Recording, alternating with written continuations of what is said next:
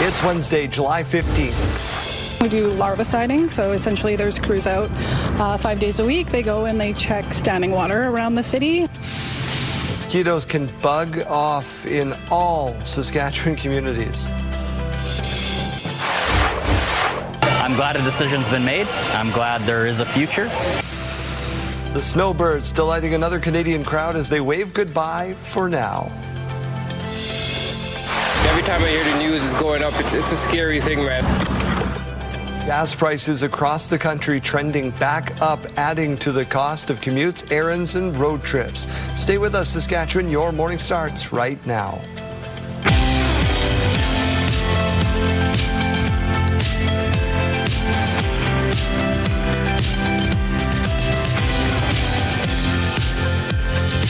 Welcome to Your Morning Saskatchewan. I'm Daryl. And I'm Kayleen. Good morning and happy Wednesday. Big day. It is, of course, Tim Hortons Camp Day, and we are going to be out on location. They're going to let me run the drive-thru again. I was going to say, do you have your dad jokes ready? I have a lot of jokes ready. They say that on average they get more complaints and more donations simultaneously during my 1 hour shift. I have tried working the drive-thru before. It's tough. It's tough. You got multiple voices coming in at all times. Fortunately, they don't let me press the buttons for the actual order, like somebody's listening also and doing that work. So yeah, I work the front register. Come see me. Yeah, give her high fives. We'll be at Chuka Boulevard location if that's what you're wondering. 6:01, let's get to news. Storms on the weekend across Saskatchewan left a path of destruction, with some areas still without power as of Tuesday morning. The intense weather system resulted in tornadoes in some areas like this, with damaging winds and hail in others. This is in the village of Elsham, about 30 minutes southeast of Nipawin. Residents were without power here since Saturday night, having to drive to Nipawin for water, washrooms, and showers. As of yesterday afternoon, residents in the rural areas were still without power. It's a similar situation for the village of Codet, south of Nipawin. Bryce Drinkwater lives on a farm outside of the village and says he's tried to get answers from Sask Power on a timeline, but he's frustrated by a lack of information. Like, they've had a big job. I'm not taking that away, but I think from an overall standpoint, like an inability to update us on even where the problem is, and it's just like a troubleshoot to go back, doesn't leave me with a lot of confidence in them being able to provide reliable service. Sask Power tells us that this weekend's storm system caused a higher volume of outages across the province than they've seen in 4 years. In all, about 50,000 customers lost power, and more than 500 are still without it as of this moment. Despite plenty of air conditioners running throughout the weekend, it wasn't enough to break Sask Power's summer usage record. Sask Power said the peak so far wasn't anything exceptional, falling short of the summer peak by 285 megawatts. One factor is the hottest days happen during the weekend, when business and industrial activity is a little lower. The summer usage record is still well behind the all-time peak during the winter at 3,910 megawatts. The Yellow Quill First Nation north of Kelvington has declared a state of emergency due to flooding, joining 4 other Saskatchewan jurisdictions, the Kiiskikous First Nation and 3 RMs. Now elsewhere, 9 Priority 1 residents from Cote First Nation remain evacuated due to flooding and are being supported by the community. The Saskatchewan Public Safety Agency continues to support the RMs of Wolverine, Cote, and Leslie Beach, along with Sheeho, Norquay, Burgess Beach, Chorney Beach, North Shore Fishing Lake, and Duck Mountain Provincial Park. On Monday, Yellow Quill First Nation leadership said a key reason for the declaration was flooding impacting major roadways in the community. The summer has been perfect breeding grounds, as you know, for mosquitoes. There was a lot of rain in June, followed by this heat wave we're experiencing in so many communities, so they're thriving right across the province. In Regina, the trapping program showed a significant jump in the pests, and in Saskatoon, demand for various mosquito repellents is soaring. It's been wet this spring, and then we got a bunch of heat, so yes, absolutely, the mosquitoes seem much worse. Even in the city, you could be right downtown with concrete and you're getting bitten by bugs. So yes, definitely higher than last year or the year before. Nina Live, the local business owner you just heard from, added that some customers have had to cut camping trips short due to bugs. It's going to be another hot day in Manitoba and Ontario, with people doing what they can to beat the heat. Honestly, it's very hot these days, so like it works. Like you go to work and then you have the chance to come to the pool after. It's nice. We went biking for a bit and we got really sweaty and then came to the pool. Super relaxing and just chilling. In Toronto, the city kept some public pools open until midnight to give people a chance to cool off. The city hit a new record yesterday with the temperature reaching 37.3 degrees Celsius. Over in Winnipeg, roads and sidewalks buckled under the heat. Look at that. The extreme heat helped produce a number of storms, including one in Quebec that turned daylight into darkness. Regardez ça. Toutes les lumières de nuit sont allumées. This is what it looked like mid-morning yesterday in La Tuque, Quebec, east of Montreal. The sudden darkness triggered city lights to switch on. This was all because of a storm that swept through the area, blanketing the region with thick haze from wildfires burning in the north. The same plume of smoke hung over Montreal, creating an eerie, dull yellow haze. Whoa! What a... Lightning lit up the sky several times in Montreal as the storm passed through. Rain poured down in Ottawa under a blanket of heat, humidity and smoke. Ottawa has been under a heat warning since Monday, and today is expected to mark the peak of the heat event. Temperatures could reach 38 degrees Celsius and feel closer to 45. The Canadian Forces Snowbirds did a flyover in Saskatoon yesterday. Jeremy Dodge is in that city. As long as your earplugs weren't in, you probably heard it, JD. Yeah. Well, I didn't hear. Are the planes that loud that you can hear them from miles away? I'm not sure. I heard nothing in the air, but they did come by to say goodbye for now. People had a last chance to see the Tudor jets do their thing before they retire. Hundreds lined up at the Saskatchewan Aviation Museum to watch the snowbirds fly over Saskatoon. It's in honor of fallen veterans and those who've served in the Canadian Armed Forces. The squad made a few low-level passes over some communities along Highway 11 before stopping to fuel up in Saskatoon. I'm glad a decision's been made. I'm glad there is a future. I've flown this airplane for 5 years now, so I have an attachment to it. But, you know, it's time. The snowbirds will next head to Alberta. Going to do a flyover in Edmonton. Veterinary students at the University of Saskatchewan are concerned about the future of the school's wildlife program. The Western College of Veterinary Medicine says it's temporarily closing its zoo, exotics, and wildlife service from July 22nd to August 17th because of a lack of specialized staffing. Students fear the temporary pause will become permanent. They say the program provides hands-on experience treating injured or orphaned wildlife, and they say it can't be replicated in a classroom or through traditional pet cases. We have so many amazing specialists and specialty programs that really just help us get a very solid education. And I think that our wildlife service is a core part of that makes the WCVM special. So it really would be a shame to lose it for the animals, the public, and the students. The university says it is conducting an extensive review before deciding the future of its zoo, exotics, and wildlife service. A petition to urge the college to continue wildlife treatment has more than 600 signatures online. Last year, the hospital treated about 230 wildlife patients, including animals injured in vehicle collisions and poisonings. Well, Daryl, a few Parkland residents objecting to a treatment center. 2 new addiction post-treatment facilities in 2 residential neighborhoods has some upset. They took their concerns to City Council. Poundmaker Lodge bought 2 properties, but to operate them, they do need council approval. The chamber was packed for this meeting. Council rejecting a proposal to rezone a place on Driftwood Crescent and tabled a motion for another. Well, I just think like everybody's aware that it's a need in the city. It's just where do you put it, right? Like for this health services facility. So where are we going to put it?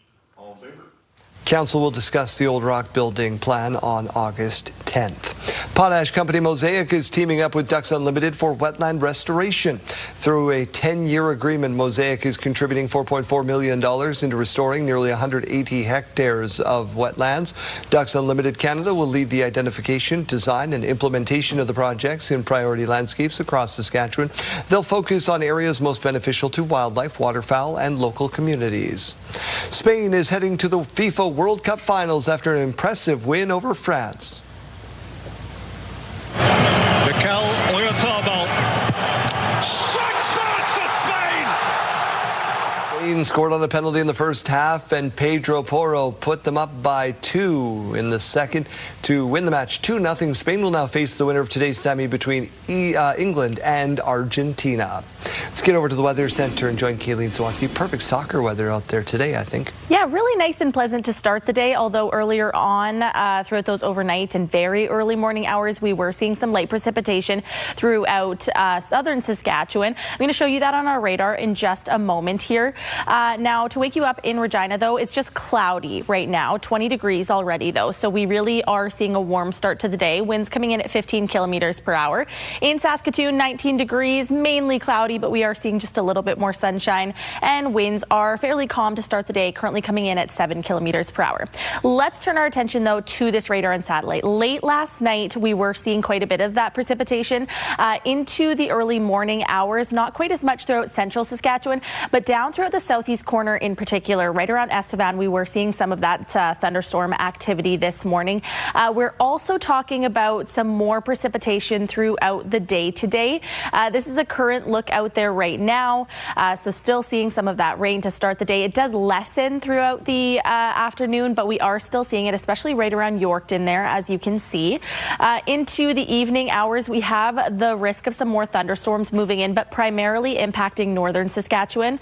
And then we're talking about those overnight hours and into tomorrow morning, still seeing most of that precipitation up north, but parts of central Saskatchewan will also be seeing some of that rain as well. Tomorrow afternoon, mainly seeing that rain concentrating up north still. By the end of the day today, the Battlefords will be seeing about 10 more millimeters of rain, only about 1 more millimeter for Saskatoon, 1 for Moose Jaw, 2 for Regina today, and about 3 millimeters of rain for Estevan. So not a whole lot of rain on the way, but we are expecting to see some more. In terms of temperatures, they will be cooling off today compared to what we have been seeing in the past few days. 23 degrees for Swift Current today, 22 in Moose Jaw, 22 in Regina and Weyburn, 23 in Estevan, and 22 in Yorkton. A little bit warmer throughout central and parts of northern Saskatchewan, 26 for the Battlefords, 26 in Saskatoon, and 27 in Prince Albert today. In terms of those wind speeds, we're also going to be seeing those going up compared to what we've been seeing in the past few days, especially if you're waking up with us from the southeast corner of the province. Starting the day with some stronger winds, could be seeing those gusts surpassing 60 kilometers per hour. Should be tapering off, though, into the later parts of the day.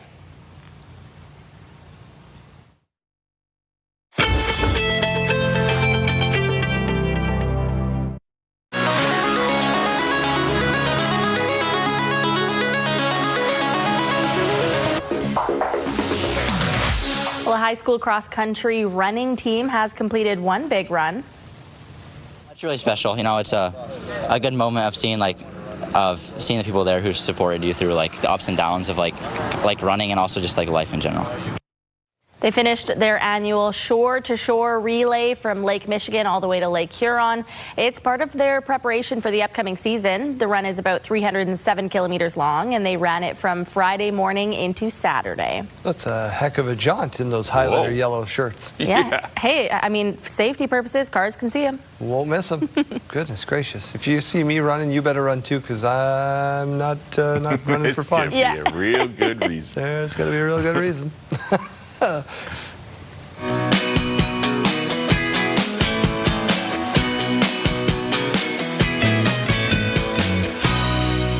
top top of being Tim Hortons Camp Day, it is also National Hot Dog Day, so celebrate accordingly. Yeah, we're asking you today, what do you put on your hot dog? Last time we asked this, we got a question, we got an answer rather, and it said somebody put hickory sticks on their hot dogs. And I don't know who that person was, but if you're watching right now, just know I still think about that answer. You've not done it? I have not done it, but it sounds so good, and it sounds like one of those things, like, why don't more people do that? You know what I want to try is jalapenos. I haven't done that. I thought you didn't like spicy. I like it. I like spicy, yeah. Interesting. We're still learning about each other. There we go. Jeremy, what do you put on your hot dog? Mustard is the only non-negotiable, but jalapenos and shredded cheese, love it. Yeah, that's good. We need to know what you think at home. What do you put on your hot dog? Let's be a little polarizing. Let's get some people arguing on the internet, because that's never happened before. Scan the QR code on your screen. We'll share those throughout the show.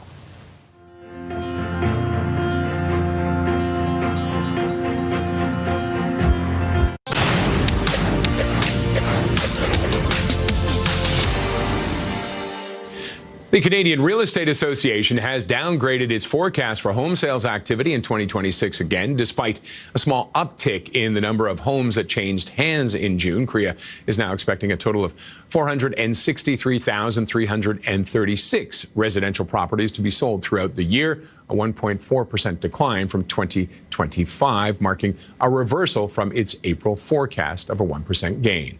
The federal government has gone from a C student to top of the class in its work to advance internal trade between provinces, says the Canadian Federation of Independent Business. In the Federation's latest annual report card on internal trade, the federal government jumped to an A+ from the C it got in 2025.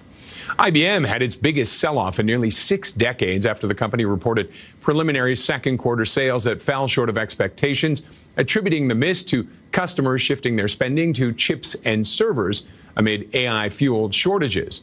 The shares plunged 25% to $217.07, the biggest single-day loss since at least January 3rd, 1968. Those are your morning business headlines. For B&M Bloomberg, I'm Roger Peterson.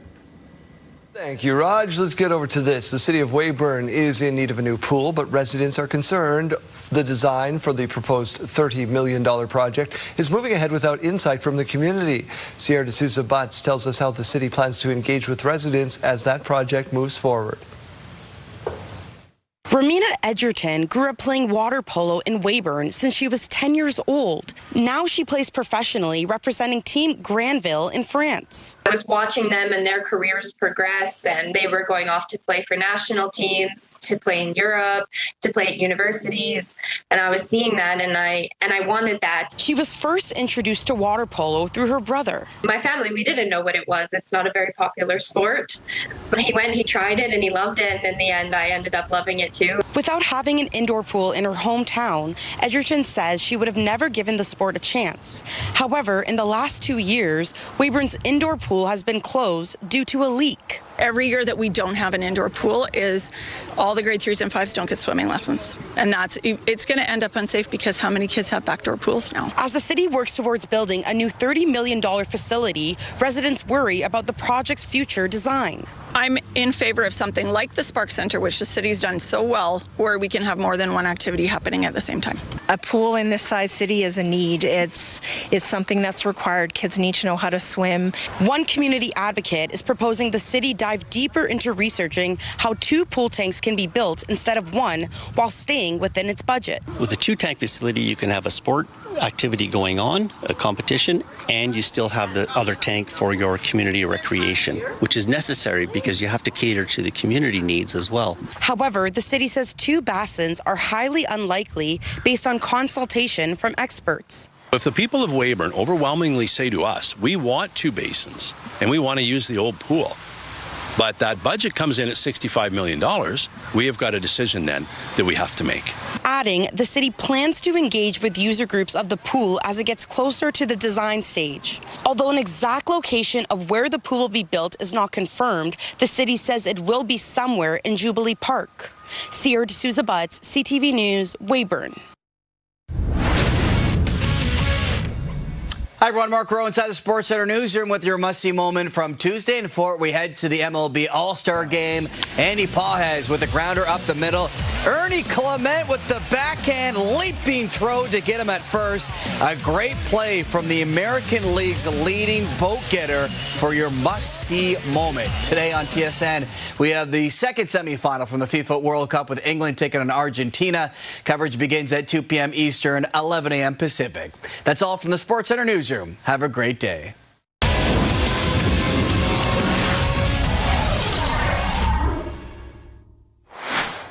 Let's take a look at our national forecast. It's a little bit warmer over in Vancouver today, up to 27 degrees with a mix of sun and cloud.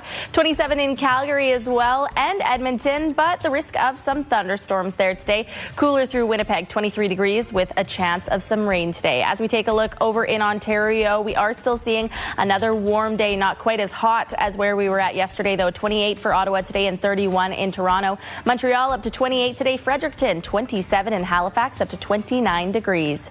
As we go to break, here's a look at those gas prices. We have the same average price in Regina today, $168.9. You might be able to find it for as low as $149.9. In Saskatoon, though, your average is down today. It's now at $164.9, and you might be able to find it for as low as $152.9.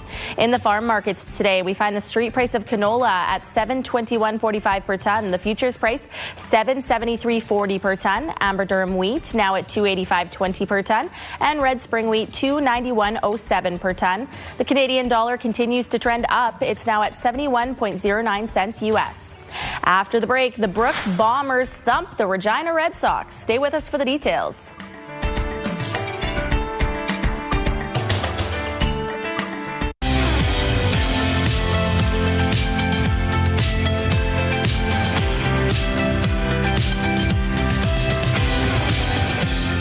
.30, welcome back to the program. First Nations leaders at this week's AFN General Assembly say the federal government's commitment to fast-tracking major projects could threaten their rights.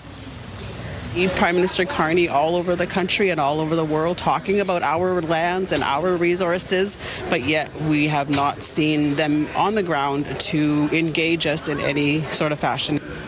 The AFN General Meeting is happening this week in Ottawa. Prime Minister Mark Carney's plan to expedite impact assessments for energy and infrastructure projects is a major topic there.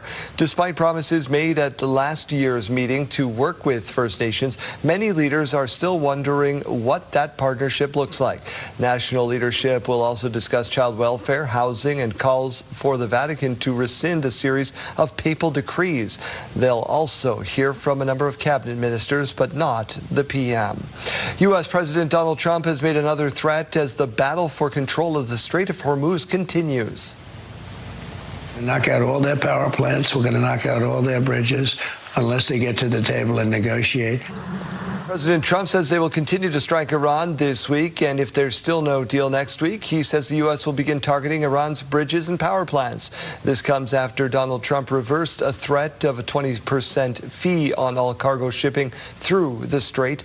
The president said the 20% toll would be replaced by massive trade and investment deals with Gulf states, which he did not provide more detail on. As tensions mount over the strait, gas prices expected to take a big jump today across much of the country. We have a serious energy crisis, and the prices, unfortunately, will start to reflect that. Price of gas went up 5 to 10 cents a liter today, depending on where you live. Today's national average is about $1.68 a liter. The highest average prices in Vancouver, almost $2. Cheapest in Edmonton at $1.65. Gas prices have been edging back up since the U.S. and Iran renewed hostilities. Brent crude is trading at $81 U.S. a barrel right now. At this time last year, it was $66 a barrel. A judge has dismissed a multi-million-dollar cocaine importation case because of charter violations at the Windsor border crossing. The courts cannot condone these types of egregious charter violations. This centers around the truck driver Harinder Saini. He was facing serious drug importation charges after authorities alleged he had $13 million in cocaine hidden in his trailer. He was first detained because he had $10,000 in undeclared Canadian cash on him, found during a search in 2023. In BC, there are fewer people dying from drug overdoses, even as cases are at a record high. be such strong respiratory depression leading to a death, but it may be that someone is knocked out for several hours. The BC's Coroner's Service reported 109 people dying in May from using unregulated drugs. This is the lowest monthly total since February of 2020. Paramedics, however, say they have responded to more overdose calls in the first 6 months of the year than in all of 2020. Reasons behind this from experts say the divide can be explained by increased access to naloxone, use of supervised consumption sites, and less lethal mixes of drugs. People forced out by wildfire in northwestern Ontario faced a dangerous safety journey.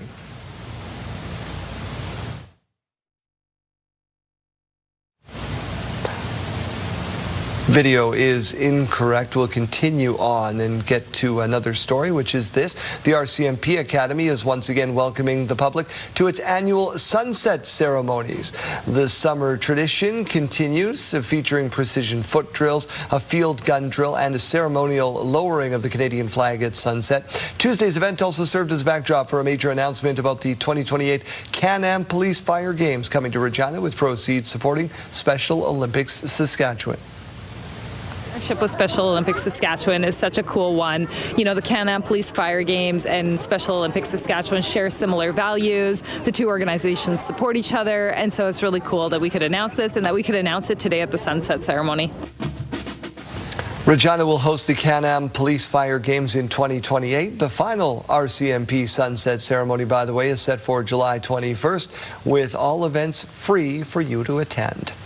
Jays players front and center at the MLB All-Star Game. There you go. Finished him off. Back-to-back sliders to get Schwarber right there. Dylan Sask got the start for the American League and got the ball rolling by striking out 3 batters in the first. Ernie Clement started at second base, and he made a nice play in the 5th, as you saw in our TSN must-see moment.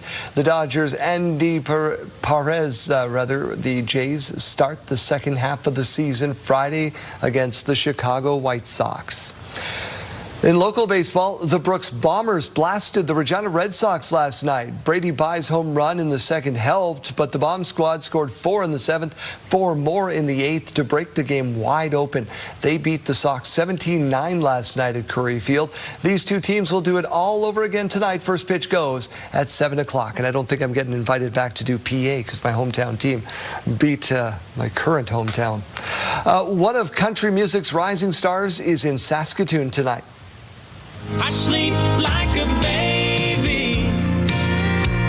I never show up late for work. Zach Top is bringing his cold beer and country music tour to SaskTel Center. Show starts at 8 o'clock, and the city is providing transportation from various locations. Tickets still available through Ticketmaster.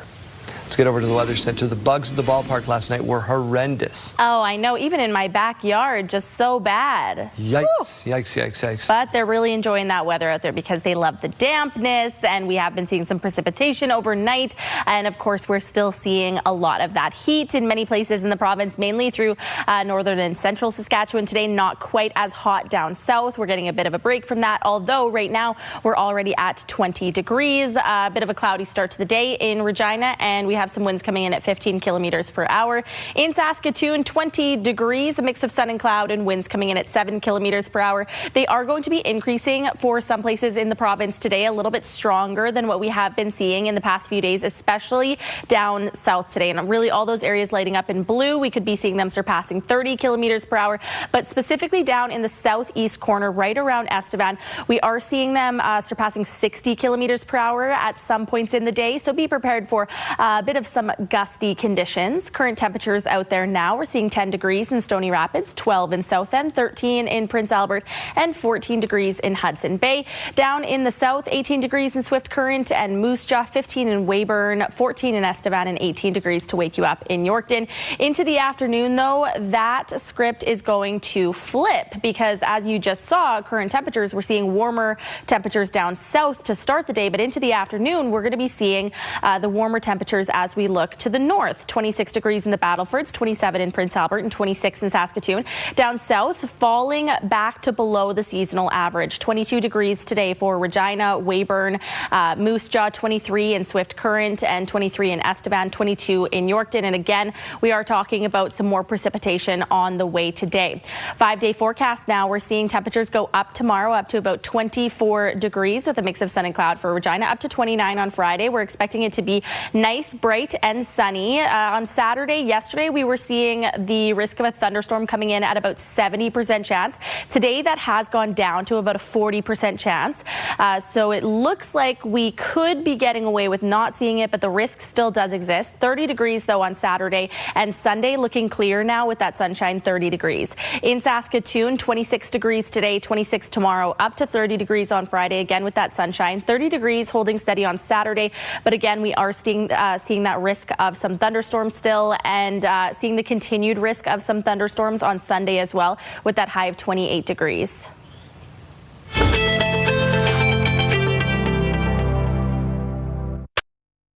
Come on, ladies. Come on, fellas. What a day. John.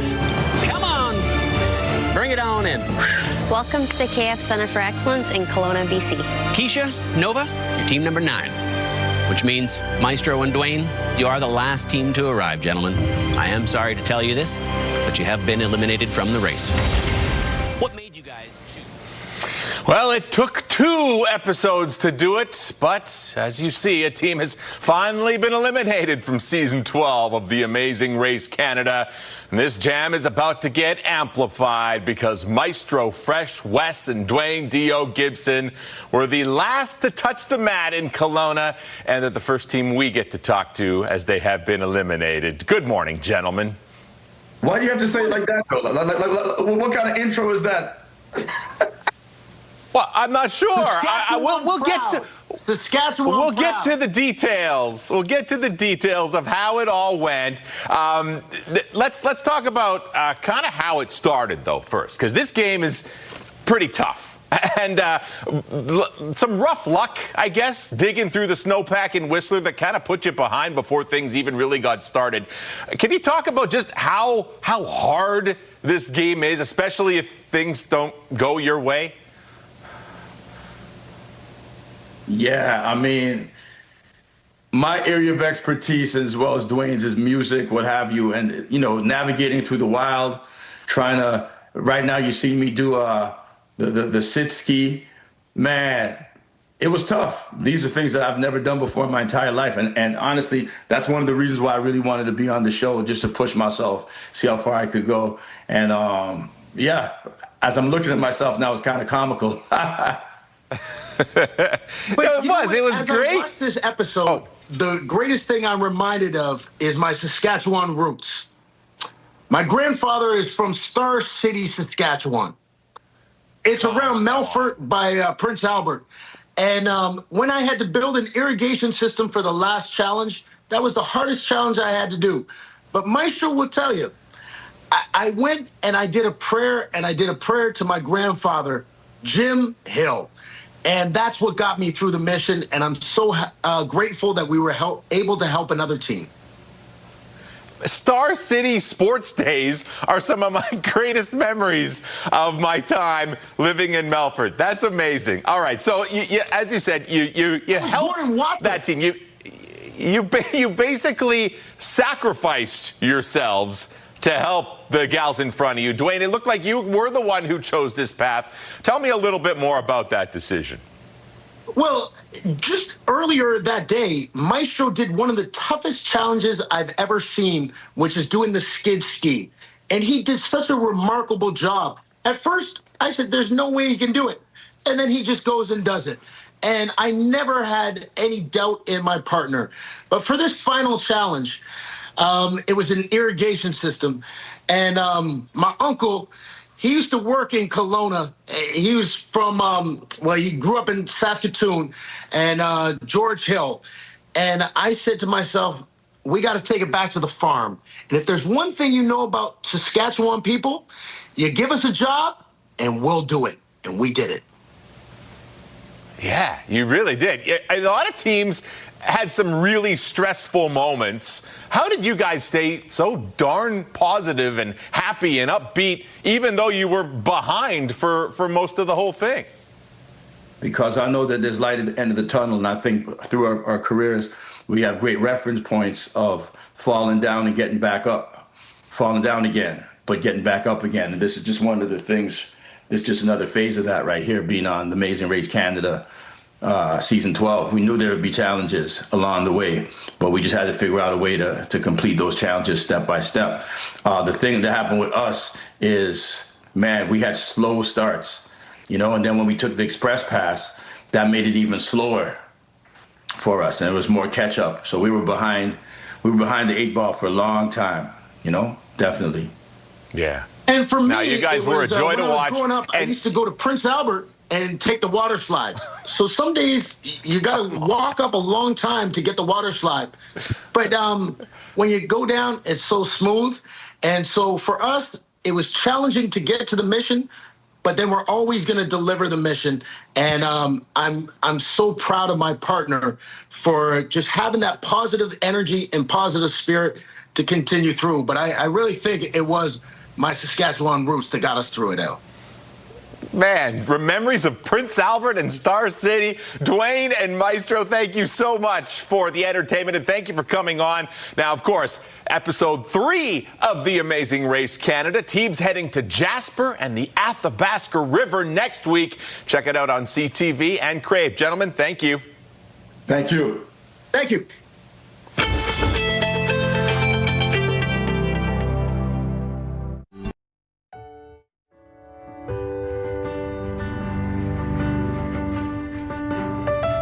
Let's connect with Janelle Lippi this morning. Janelle, good morning. Good morning, Daryl. We have lots to talk about, all surrounding Carmichael Outreach here this morning. Of course, Janice Miller is with me. Janice, thanks for being here. Thanks so much for having me. Let's talk a little bit about these funds that you guys are in need of currently. Lots of things, lots of expenses in the winter. How has that led us up to here now this summer? So basically what happened, we had an exceptionally cold winter, as everybody knows, and it just depleted our resources. We were basically open way longer than we kind of expected to be or hoped to be. So running 24 hours over the winter, it just really depletes a lot of resources. And now that we're in an extreme heat wave, it's kind of the reverse of people are still needing help. We're still seeing close to 8,000 people coming in to get services or to get meals. So we're really asking the public if they can help and step in and just help their fellow community members. And during this heat wave here this summer, what type of services and supplies are you guys in need of? So if anyone has bottled water, things like that, or just even like stopping just to see if people are okay is another big one. So bottled water, we always are in need of food hamper items, so non-perishable goods like canned vegetables, fruits, meats, you name it. Lots of other things, diapers, wipes, always essential items like socks, new underwear, deodorant, shower supplies, soaps, things like that. All right, so tons of essentials then. If you do have the ability to donate, this is a great cause. Now, what else do you guys have going on this summer? Are there any fundraisers, some exciting events coming up? So this Friday, we actually have a dinner on the rooftop with Rosemary and Rye downtown. So that is a sold-out event, which is really exciting for us. We're looking forward to hosting that on Friday. But also on August 9th, it's a Sunday, we're having a treasure hunt and barbecue in partnership with Multinational. So we're going to be having just a family fun where there's a barbecue, people can come by and just help support a really great cause right here in our community. All right, Janice. Well, thank you so very much for this. And once again, if you do have some supplies, a little bit of extra money in your grocery budget, it's always great to help out. That's Carmichael Outreach.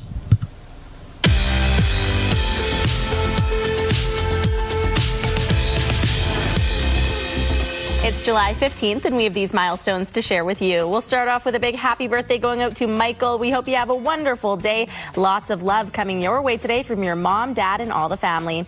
And a well-known, beloved worker in Regina, Brenda Smith, is retiring after working at McDonald's for 43 years.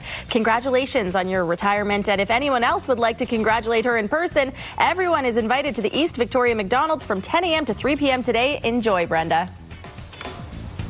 Milestones, brought to you by Harbor Landing Village, an award-winning senior care and living community in Regina. If you have a milestone coming up, send us an email to yourmorningsaskatchewan@ctv.ca or simply scan that QR code on your screen. Please send those in at least one day in advance.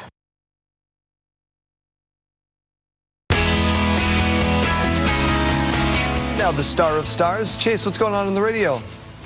We are talking about mosquitoes. They have been just awful lately, so we're going to tell you about some odd things that will actually keep them away and others that might be attracting them to you and unknowingly. Like if you have stinky feet, that attracts mosquitoes. If you're eating a lot of bananas, they're coming at you further than that. Type O blood, you have a double a chance of them landing on you. So if you really want to keep them away, if you're going maybe camping this weekend, put the feeler out, ask some friends, you know, what's everyone's blood type? And if you get a type O with you, that's your distraction. Feed them full of bananas all weekend long. They'll be the distraction from the mosquitoes, and you can have a pleasant camping experience. And just like that, Kayleen has become a triple threat for a whole different reason. She is type O, stinky feet, and lots of bananas. I'm going to take her with me everywhere I go. I'll just call her off. Yeah, she's camping for the whole summer with us. I'll just call her off, yeah.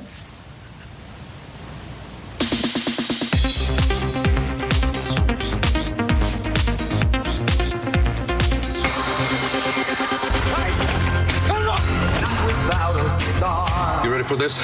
No. Here's your first look at the action comedy Mayday. Ryan Reynolds is a U.S. Navy pilot shot down in Russian territory during the Cold War, and Kenneth Branagh is the American culture-loving ex-KGB agent who tries to help him. Mayday lands on Apple TV September 4th.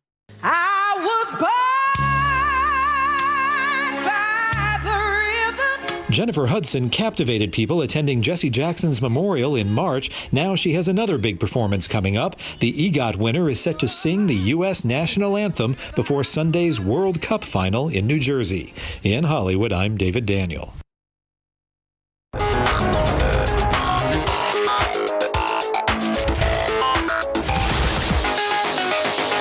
Cover your sidebar when you're on vacation. You want to get the perfect video like this woman getting out of the water.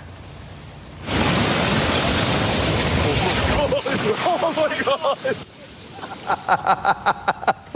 That's hilarious. It's been a long time since we've had an actual good sidebar video. This woman's effortless exit from the ocean rudely interrupted. I like that they kept rolling. Does she do a little flip there? It looked like right all the way over. Sucked a lot of water. Oh, a somersault. There you go. Poor girl. Put on your floaties. Doing it for the gram. Okay, staying on the vacation theme, sun protection is important, and that's why this contraption exists.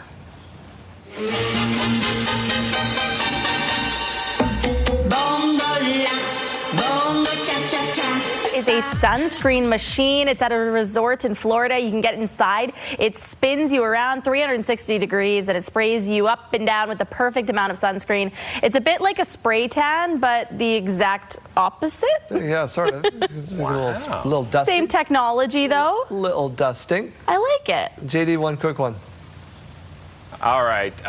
What, you know the difference between a violin and a fiddle? Check this out.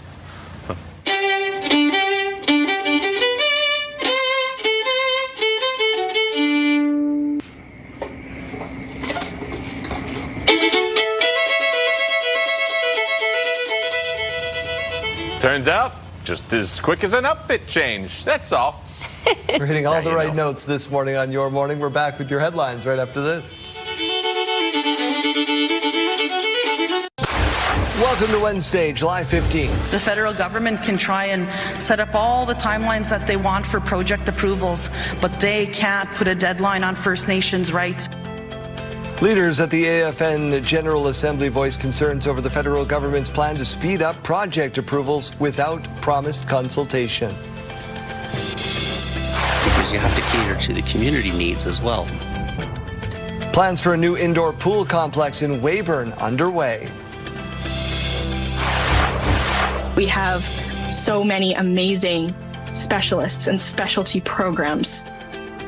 Veterinary students at the University of Saskatchewan concerned about the future of the school's wildlife program. We'll tell you why. Stay with us, Saskatchewan. Your morning starts right now.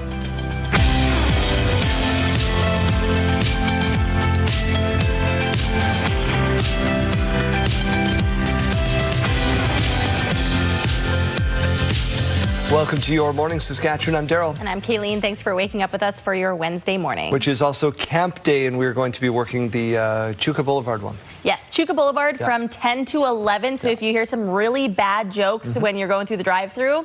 Last year, I promised that Janelle, if I would tell people jokes, and they'd pull up to the drive-thru window, and she'd be like, what? What is happening? What am I doing? I don't know any jokes. I was really good at selling the Camp Day bracelets last year, and I would love to top that this year. So if you come on inside, can you please buy some bracelets? I'd love to break my record. So sorry, and you're welcome in advance. Let's get to your news headlines for this part of the hour. We start with those storms that Kayleen's going to talk about a little bit in the weather forecast that swept across Saskatchewan over the weekend, leaving a trail of damage and thousands without power. In fact, one community calling a state of emergency, rather. Residents still waiting for their electricity to return.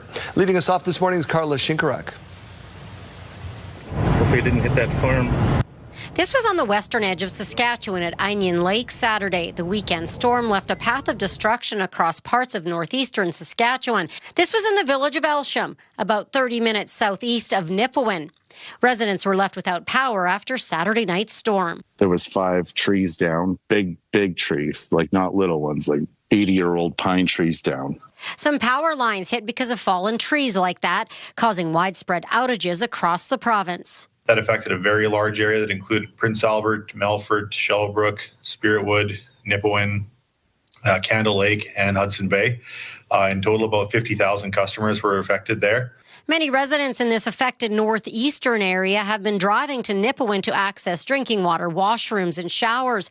As of Tuesday afternoon, many people living in the rural areas around Elsham were still without electricity. A similar situation continues near the village of Cadet, just south of Nipawin. Bryce Drinkwater has been searching for answers from Sask Power. Like, they've had a big job. I'm not taking that away, but I think doesn't leave me with a lot of confidence in them being able to provide reliable service. In Elsham, Malberg says he's seen Sask Power crews working hard around the clock. Drinkwater, meanwhile, has had to miss work to get by. Take time off work so that we can get everything set up and get the generators set up and get all of that going. Sask Power says the storm system created the highest number of outages the province has seen in 4 years. Just over 500 residents in Saskatchewan were still without electricity as of Tuesday afternoon. The Crown Corporation says it's expected to have most remaining customers restored by the end of the day Tuesday. Carla Shinkaruk, CTV News, Saskatoon. Yellow Quill First Nation north of Kelvington has declared a state of emergency due to flooding, joining 4 other jurisdictions, the Kisakous First Nation and 3 RMs. Elsewhere, 9 Priority 1 residents from Cote First Nation remain evacuated due to flooding and are being supported by the community. The Saskatchewan Public Safety Agency continues to support RMs of Wolverine, Cote, Leslie Beach, along with Shiho, Norquay, Burgess Beach, Chorney Beach, North Shore Fishing Lake, and Duck Mountain Provincial Park. On Monday, Yellow Quill First Nation leadership said the reason for the emergency declaration was flooding impacting a major road in the community. Now to the toxic smoke from hundreds of wildfires here in Canada settling in over the U.S. Air quality for millions of Americans could soon turn unhealthy. Here's Ginger Z. This morning, wildfires triggering thousands of evacuations in northern Minnesota. And out west, hot and dry conditions are supercharging flames in Napa County. Firefighters bulldozing fire lines to keep the combustion contained.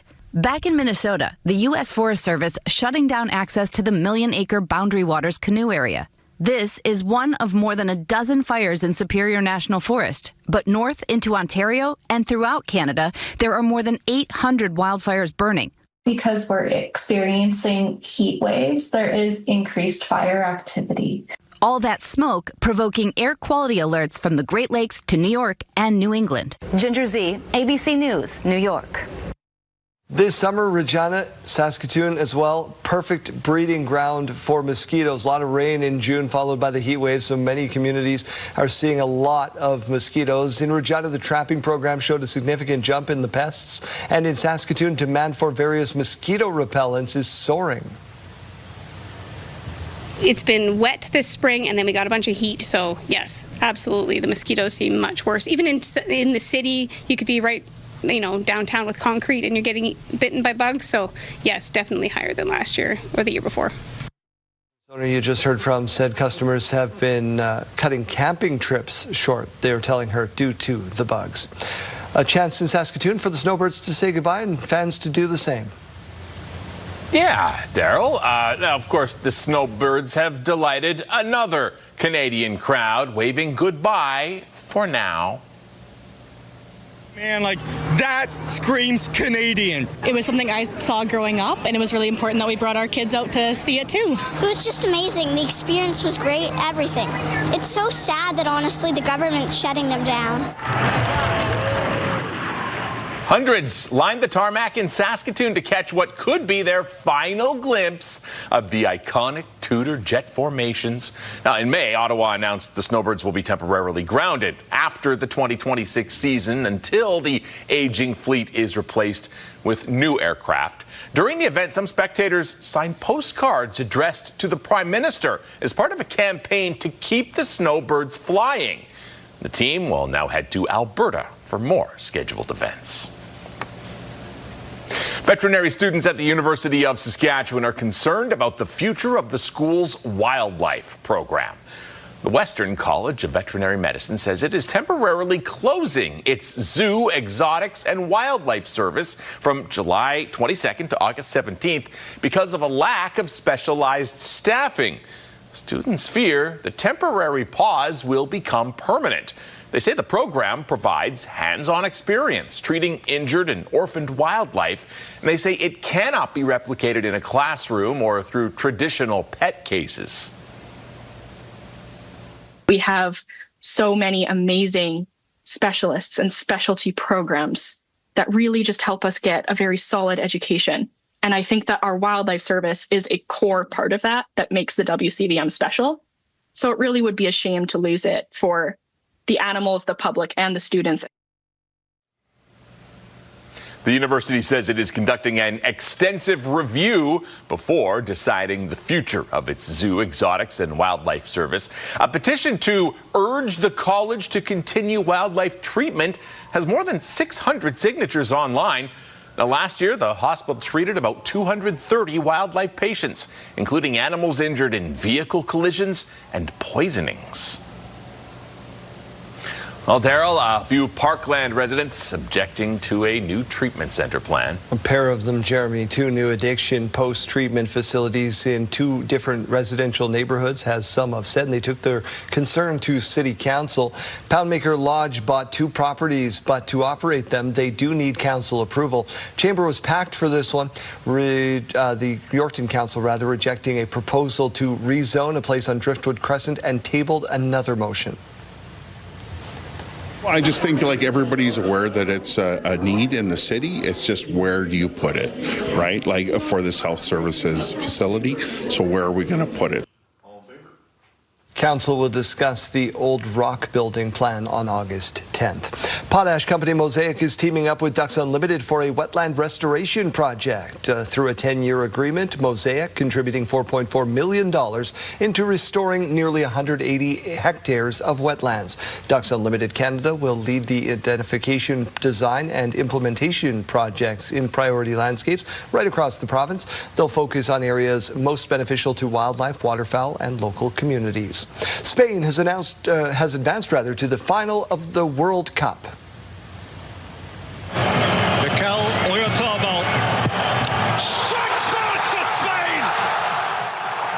They'll advance to face the winner of England and Argentina. That's going to be played today on CTV, Crave, and TSN. 2-0, the final there. Here's another story of Saskatchewan communities stepping up. Last week, a daycare in the east end of Regina was broken into with several popular outdoor toys taken and damaged. But as Damien Smith tells us, it didn't take long for donations to come in. Megan Schmidt opens up a shed full of scooters, Wiggler cars, and cozy coupes, which are popular items for kids attending the First Years Learning Center in East Regina. There's often times that we have to set a timer and each child gets, 10 or 20 minutes on it and then they have to switch. That same shed was broken into during the early morning hours on Friday. According to Schmidt, a group of 3 or 4 teenagers climbed the structure, jumped into the shed, pulled the equipment out, and threw it around. which resulted in many items being broken. For us is a lot. We only had 2 wiggle cars to begin with and about 5 scooters, so it's enough of a loss that it, cuts down the use for the children, and they use them every single day. After posting to social media on Friday, the center has received several donations of new items. The response was widespread and immediate, and we have more scooters and wiggle cars now than we did before this incident, which is fantastic because that just means that more children have access to them. What started as debris on the ground has turned into a shed full of fun for kids at the daycare. And it really showed the children that, some people do bad things and some people make mistakes, but there's way more good people out there doing good things and willing to help. The Regina Police Service did confirm to CTV that they did receive a report of a break and enter on Friday, July 10th, and that the investigation is currently still ongoing. Damian Smith, CTV News, Regina.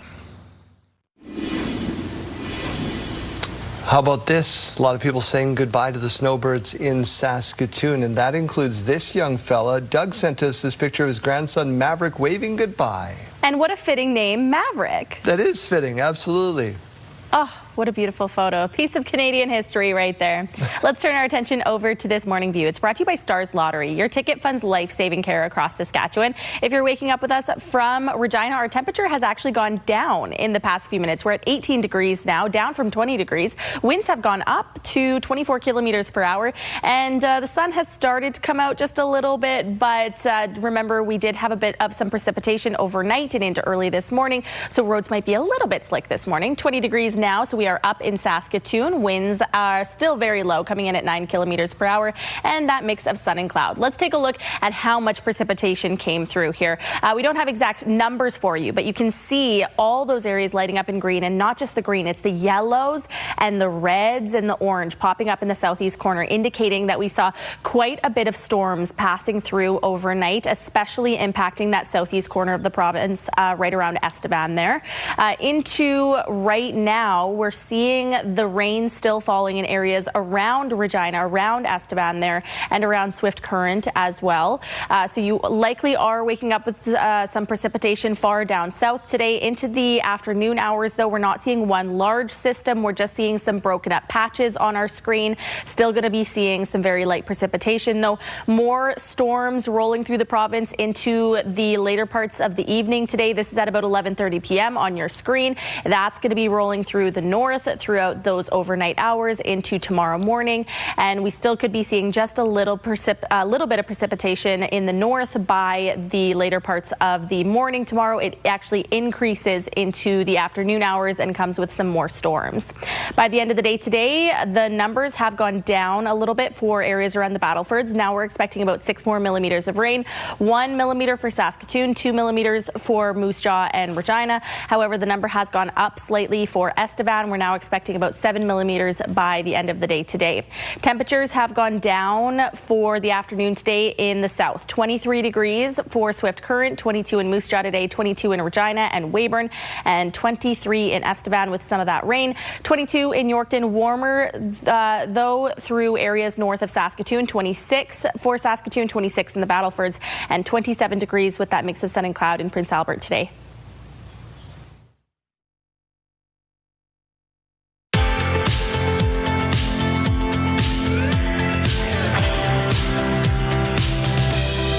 Time now for a look at our rural forecast. We are going to be seeing those warmer temperatures towards the north and central part of Saskatchewan today compared to down south. 27 degrees for Meadow Lake with the risk of some thunderstorms, 25 degrees in Spiritwood, 26 in Watrous, and 24 degrees for Wynyard today. Down in the south, as I mentioned, a little bit cooler, back to below the seasonal average. 22 degrees for East End with that cloud cover, 22 in Rockland. Some more rain expected in Assiniboia today, 22 degrees, 23 in Coronach with that cloud cover, and 19 degrees in Broadview and Carlisle with some rain today. Let's take a look at Beachy, where internet plans up to 1 gig are available from SaskTel. 24 degrees this afternoon with a mix of sun and clouds, and southeast winds coming in between 20 to 30 kilometers per hour. Hi, everyone. Mark Rowe inside the Sports Center newsroom with your must-see moment from Tuesday. And before we head to the MLB All-Star Game, Andy Pages with the grounder up the middle. Ernie Clement with the backhand leaping throw to get him at first. A great play from the American League's leading vote-getter for your must-see moment. Today on TSN, we have the second semifinal from the FIFA World Cup with England taking on Argentina. Coverage begins at 2 p.m. Eastern, 11 a.m. Pacific. That's all from the Sports Center newsroom. Have a great day.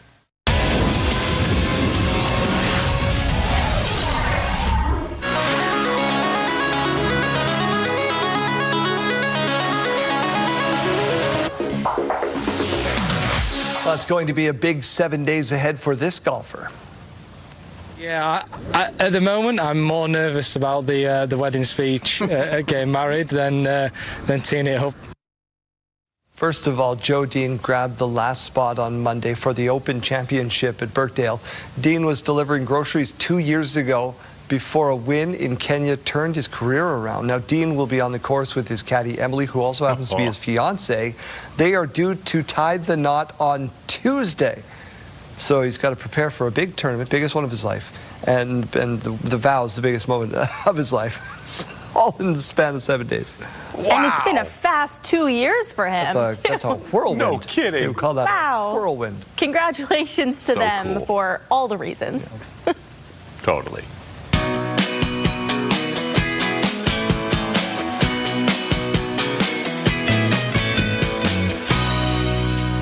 National Hot Dog Day today, so we're asking you, what do you put on your hot dog? It seems like an easy question, you know, ketchup, mustard, but some people are getting pretty specific with it. We had Stacy saying cheese and fried onions, yum. We had Debbie saying it's got to be chopped fresh tomatoes and chopped white onion. I'm thinking of adding crumbled bacon next time. Tomato. Sure. Some more answers coming in. We had Joe saying lots of mustard, sauerkraut, green relish, maybe some cheese, but never ever ketchup. Apparently that's blasphemy, which I disagree with. I like some ketchup on my hot dog. I got a 5-year-old that would very strongly disagree with you. Yeah, me too. My 2-year-old loves ketchup on everything. Dawn saying mustard. My 17-year-old loves ketchup. Yeah. Mustard and a cheese slice. And one other answer coming in from Sheldon. He said relish, mustard, ketchup, shredded cheese, tomato, cucumber, and lettuce, and hickory sticks, the one we were talking about earlier. Producer Nathan's girlfriend puts ketchup on rice. Oh, yeah. See, I don't like the ketchup on rice. Oh, you know what I also don't like? The ketchup on eggs thing. I can't get behind it. No? No, I can't. So is a hot dog a sandwich? No. To me, a hot dog is not a sandwich. JD says yes. We're going to get into it. To me, Totally it is.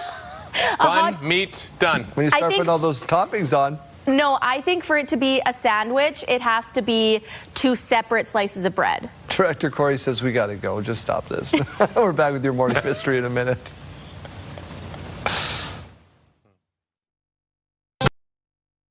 Studio consideration provided by Father's Furniture, specializing in quality Canadian-made furniture.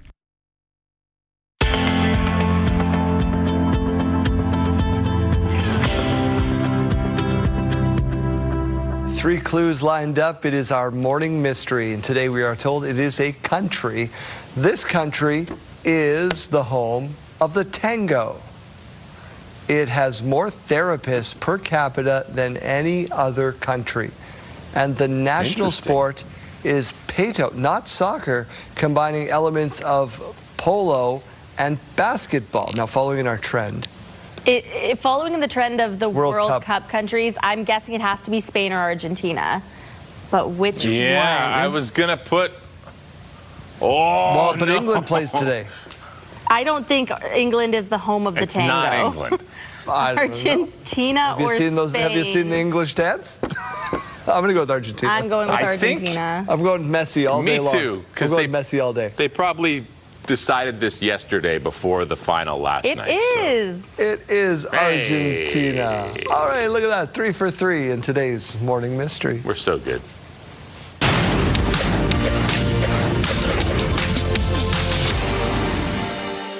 The Canadian Real Estate Association has downgraded its forecast for home sales activity in 2026 again, despite a small uptick in the number of homes that changed hands in June. CREA is now expecting a total of 463,336 residential properties to be sold throughout the year, a 1.4% decline from 2025, marking a reversal from its April forecast of a 1% gain. The federal government has gone from a C student to top of the class in its work to advance internal trade between provinces, says the Canadian Federation of Independent Business. In the Federation's latest annual report card on internal trade, the federal government jumped to an A+ from the C it got in 2025. IBM had its biggest sell-off in nearly 6 decades after the company reported preliminary second quarter sales that fell short of expectations, attributing the miss to customers shifting their spending to chips and servers amid AI-fueled shortages. The shares plunged 25% to $217.07, the biggest single-day loss since at least January 3rd, 1968. Those are your morning business headlines. For B&M Bloomberg, I'm Roger Peterson. Time now for a look at your national forecast. A bit warmer through the west coast today, 26 degrees in Vancouver. Prince George, 28 with a mix of sun and cloud. 27 degrees in Calgary today. Risk of some thunderstorms up through Edmonton, though, and that will continue into northern Saskatchewan as well. Winnipeg up to 23 degrees, so cooler than what they have been seeing in the past few days, with a chance of some rain today. We're not quite seeing those really hot conditions that we saw yesterday in some parts of Ontario. However, Toronto is still going to be reaching 31 degrees today. Ottawa, 28 degrees. That's quite a bit of relief compared to that 36-degree temperature they were at yesterday. 27 in Montreal, 27 in Fredericton, and 29 in Halifax today. As we go to break, here's a look at those gas prices. In Regina, your average price is still $168.9. You might be able to find it for as low as $149.9. In Saskatoon, your average price is down today. It's now $164.9, and you might be able to find it for as low as $152.9. In the farm markets this morning, we find the street price of canola at $721.45 per ton. The futures price, $773.40 per ton. Amber Durum wheat now at $285.20 per ton. And red spring wheat, $291.07 per ton. And the Canadian dollar continues to trend up. It's now at 71.09 cents US. After the break, as Saskatchewan mulls a social media ban for teens, why the UK is imposing a new curfew. Stay with us.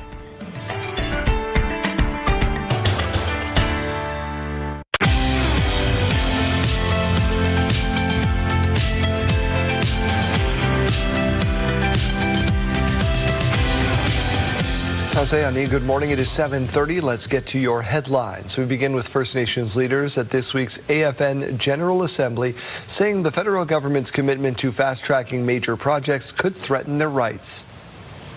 See Prime Minister Carney all over the country and all over the world talking about our lands and our resources, but yet we have not seen them on the ground to engage us in any sort of fashion. The AFN General Meeting is happening this week in Ottawa. Prime Minister Mark Carney's plan to expedite impact assessments for energy and infrastructure project, a major topic. Despite promises made at last year's meeting to work with First Nations, many leaders still wondering what that relationship looks like. National leadership will also discuss child welfare, housing, and calls for the Vatican to rescind a series of papal decrees. They'll also hear from a number of cabinet ministers, but not the PM. Gas prices expected to take a big jump across much of the country today.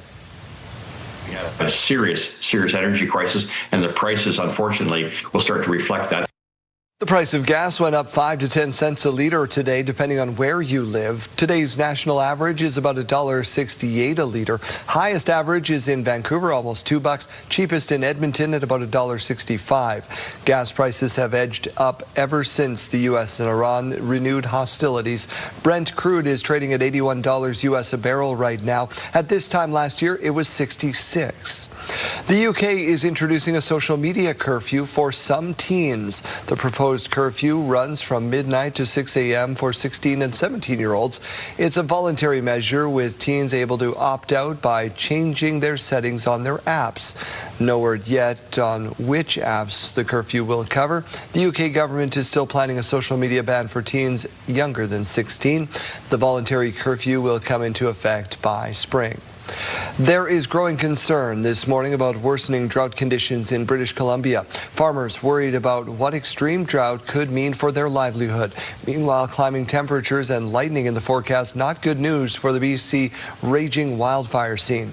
Rob Buffum reports.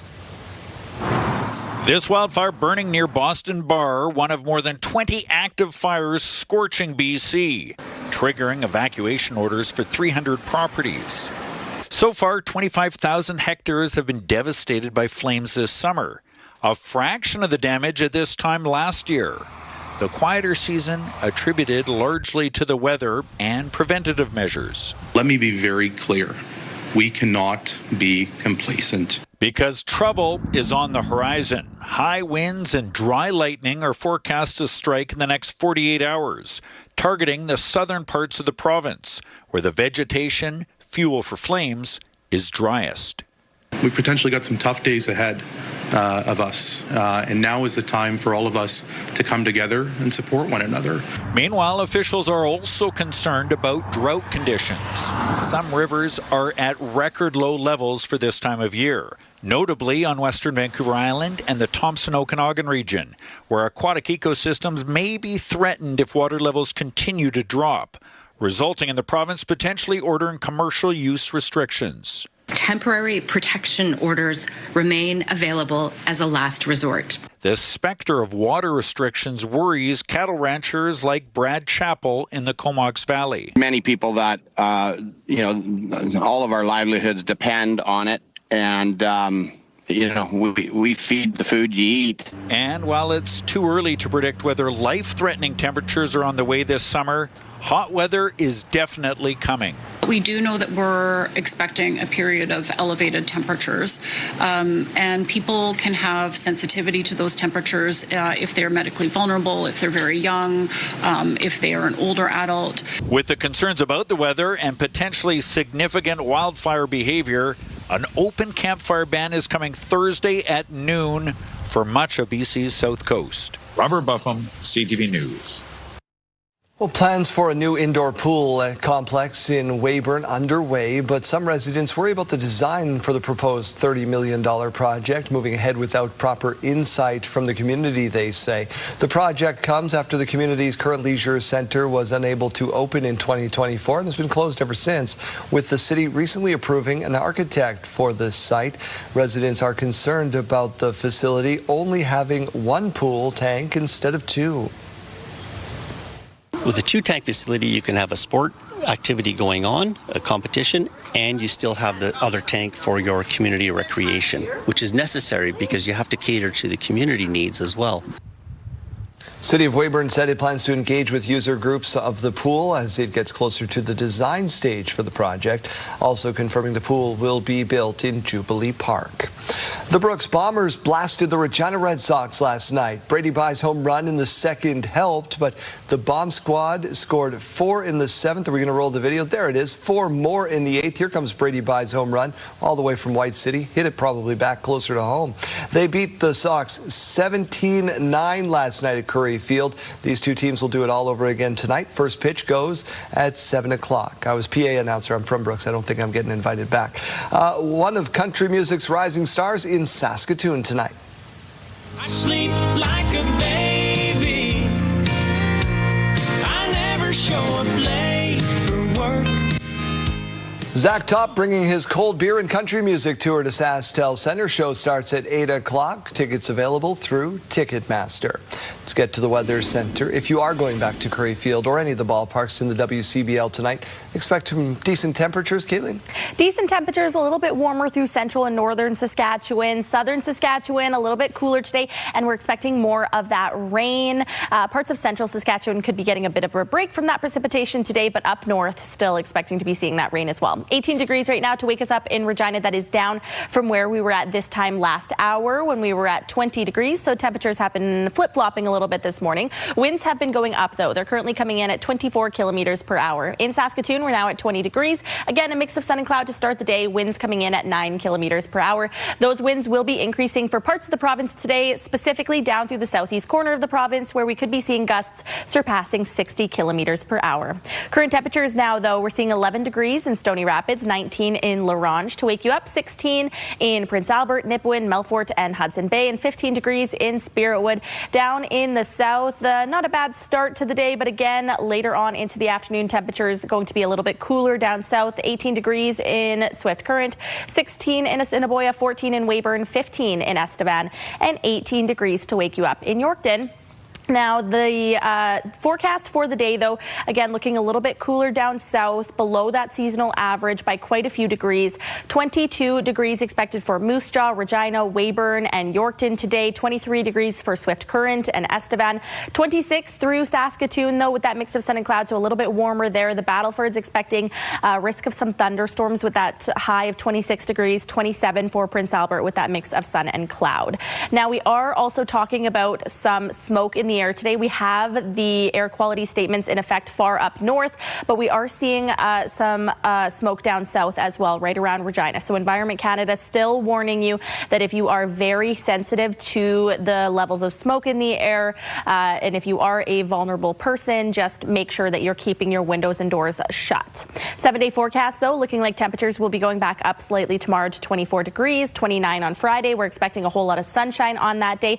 The risk of some thunderstorms in Regina, that has gone down for Saturday from about 70% to about 40%, but still existing. 30 degrees on that day.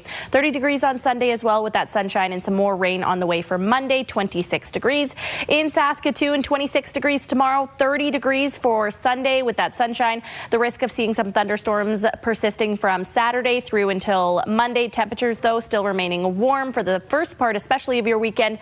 30 degrees on Saturday, 28 by Sunday.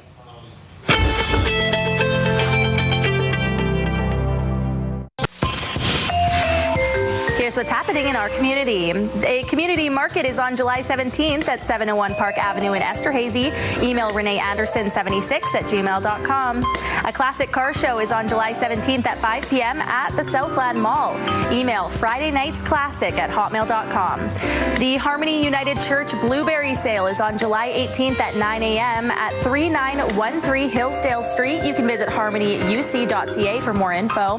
And the 93rd Moose Mountain Pro Rodeo is on July 18th and 19th in the town of Kennedy. Call 306-736-8967. Submit your event to our community by visiting our website, ctvregina.ca, and click Community Calendar or scan the QR code on your screen.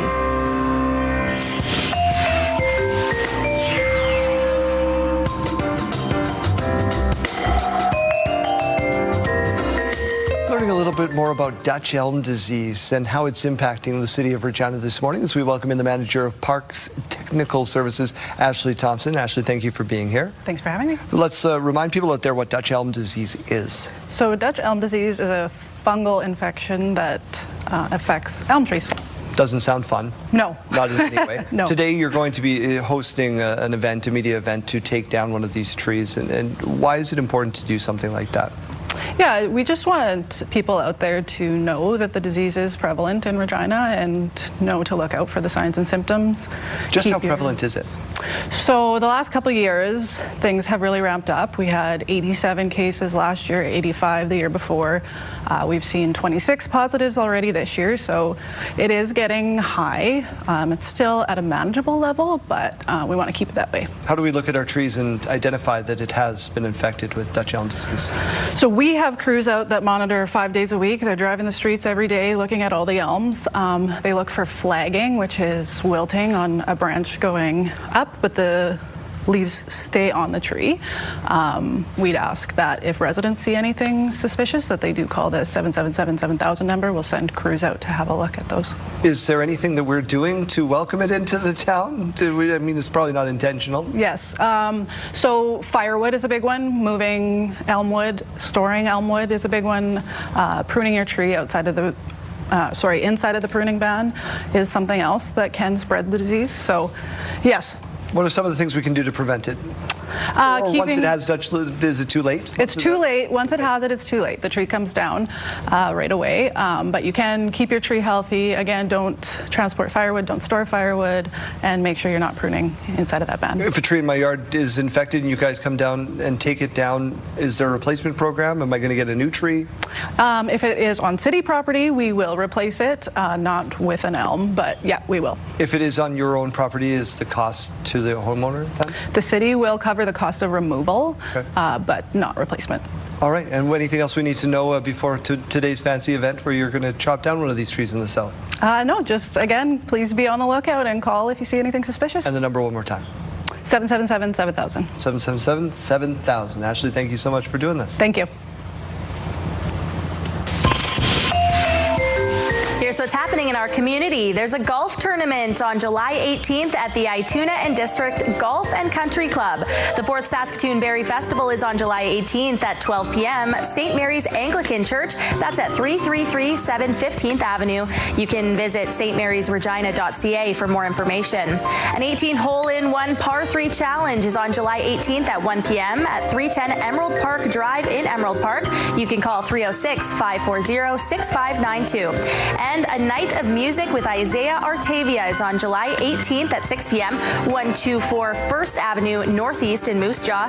You can email johnson.tanya@ccsmj.ca. Submit your event to our community by visiting our website, ctvregina.ca, and click Community Calendar or scan the QR code on your screen.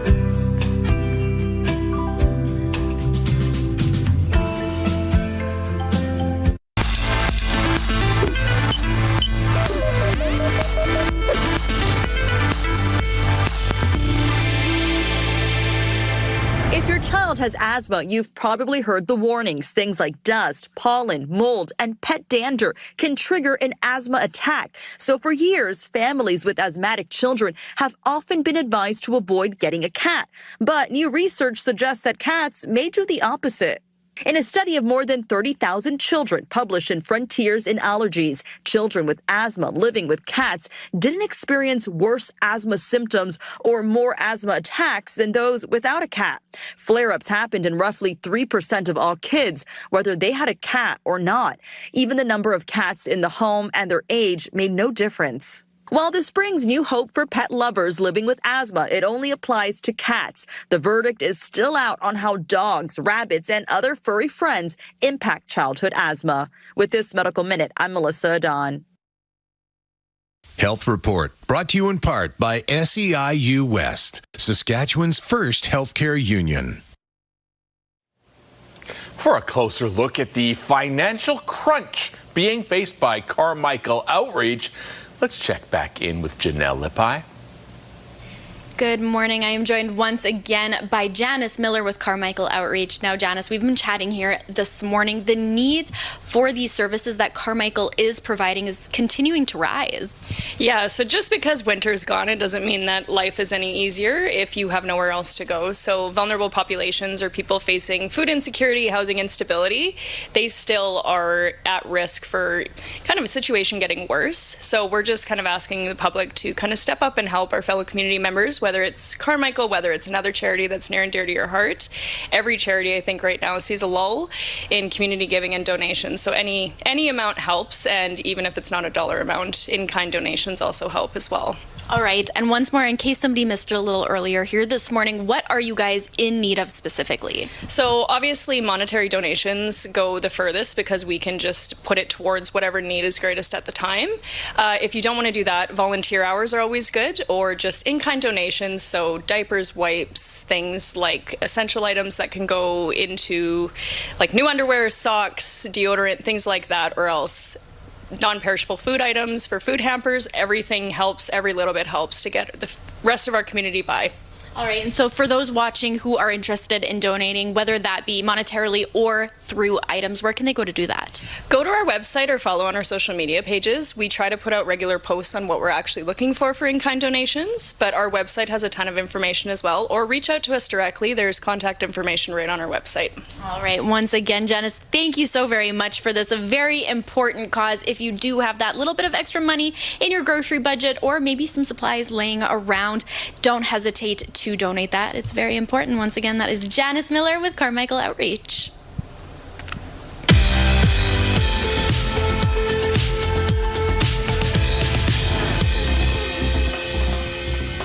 It's July 15th, and we have these milestones to share with you. We'll start off with a big happy birthday going out to Michael. We hope you have a wonderful day filled with lots of love from your mom, dad, and all the family. And a well-known, beloved worker in Regina, Brenda Smith, is retiring after working at McDonald's for 43 years. Congratulations on your retirement. And if anybody else would like to congratulate her in person, everyone is invited to the East Victoria McDonald's from 10 a.m. to 3 p.m. today. Enjoy, Brenda. Milestones, brought to you by Harbor Landing Village, an award-winning senior care and living community in Regina. If you have a milestone coming up, send us an email to yourmorningsaskatchewan@ctv.ca or simply scan that QR code on your screen. Please send those in at least one day in advance. All right, Chase, what's going on the radio dial today? We got all the giveaways coming up in the 8 o'clock hour. Some more passes for the Queen City X. Plus, this weekend is the Pile of Bones Rodeo, and we want to get you to the rodeo and the cabaret for the Saturday. So, coming up at about 8:10, we're going to be playing a little clip of a song that sounds like they're on the back of a horse being bucked up and down. So, the clips are up and down and all around. It's very short, too. If you can figure out what song it is, though, we're going to hand you over some tickets and set you up with the cabaret that night, too. So, that is coming up shortly in about 15 minutes here. All right, it's dedication roulette. Let's send the next song out to Janelle Lippi. The next song, good one after Country Thunder, Never Drinking Again from the Reclaws. Yeah, that applies to a lot of folk, I think. Yes.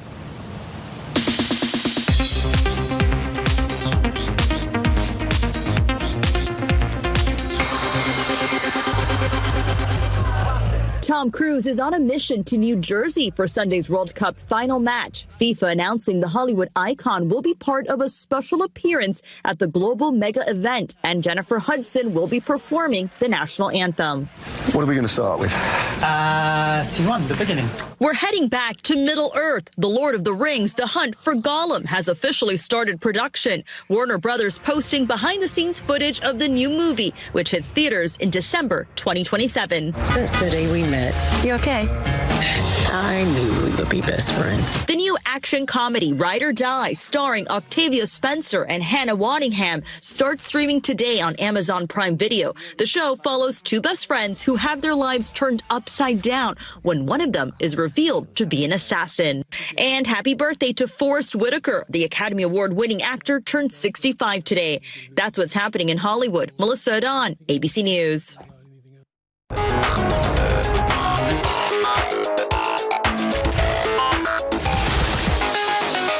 All right, when you're on vacation, you want to get the perfect video like this woman getting out of the water? Sort of. Oh my God! I love that he kept rolling. That's the greatest part of this whole thing. Listen, if this happens to me, the perfect video. The camera better keep rolling because I want to show people what happened to me. Heck yeah. How did you break your C4? Well, let me show you the video. Yeah. Gotta have it on camera. Okay, so we're going to show you the difference between playing a violin and a fiddle.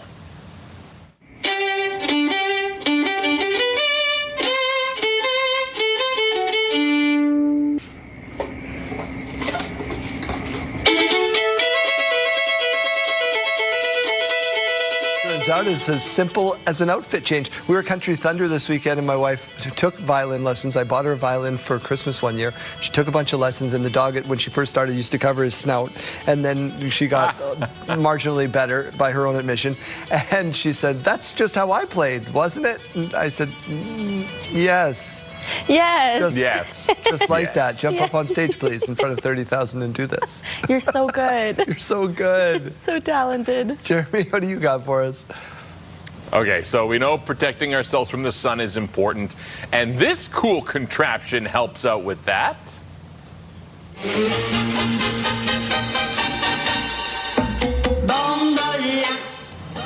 Yeah, they have a sunscreen machine at a resort in Florida. Spins you around, sprays you down.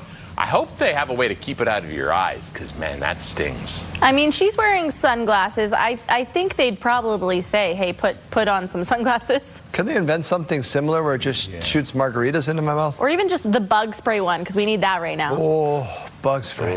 Oh, yeah. We're back after this.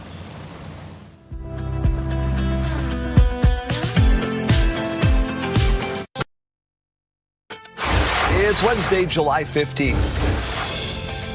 Another Saskatchewan community declaring a state of emergency over flooding.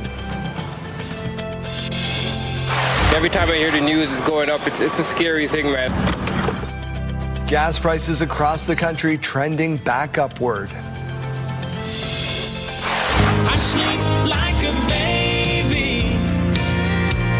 I never show up late for work.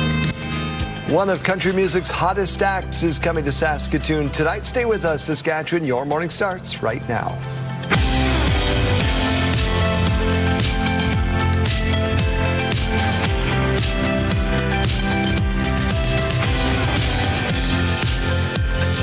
Welcome to Your Morning Saskatchewan. I'm Daryl. And I'm Kayleen. Good morning and happy Wednesday. It is Camp Day. If you are out and about in the community, you can help send kids to camp. Yes, and you can also help me and Janelle beat our records of selling Camp Day bracelets, because we did really good last year and we would like to sell more this year. Or mine of annoying people at the drive-thru. 8:01. Let's get to your headlines. We start with gas. It's going to cost you a bit of money to get around. Oh, hey, there we are. Oh, we're back. Hi. With tensions ramping up in the Middle East again, many experts are expecting another big jump in the price at the pump. Adrian Gabriel has more on the skyrocketing costs and who will feel it most. The painful process of pulling up to the pumps is set to get even pricier. Every time I hear the news is going up, it's a scary thing, man.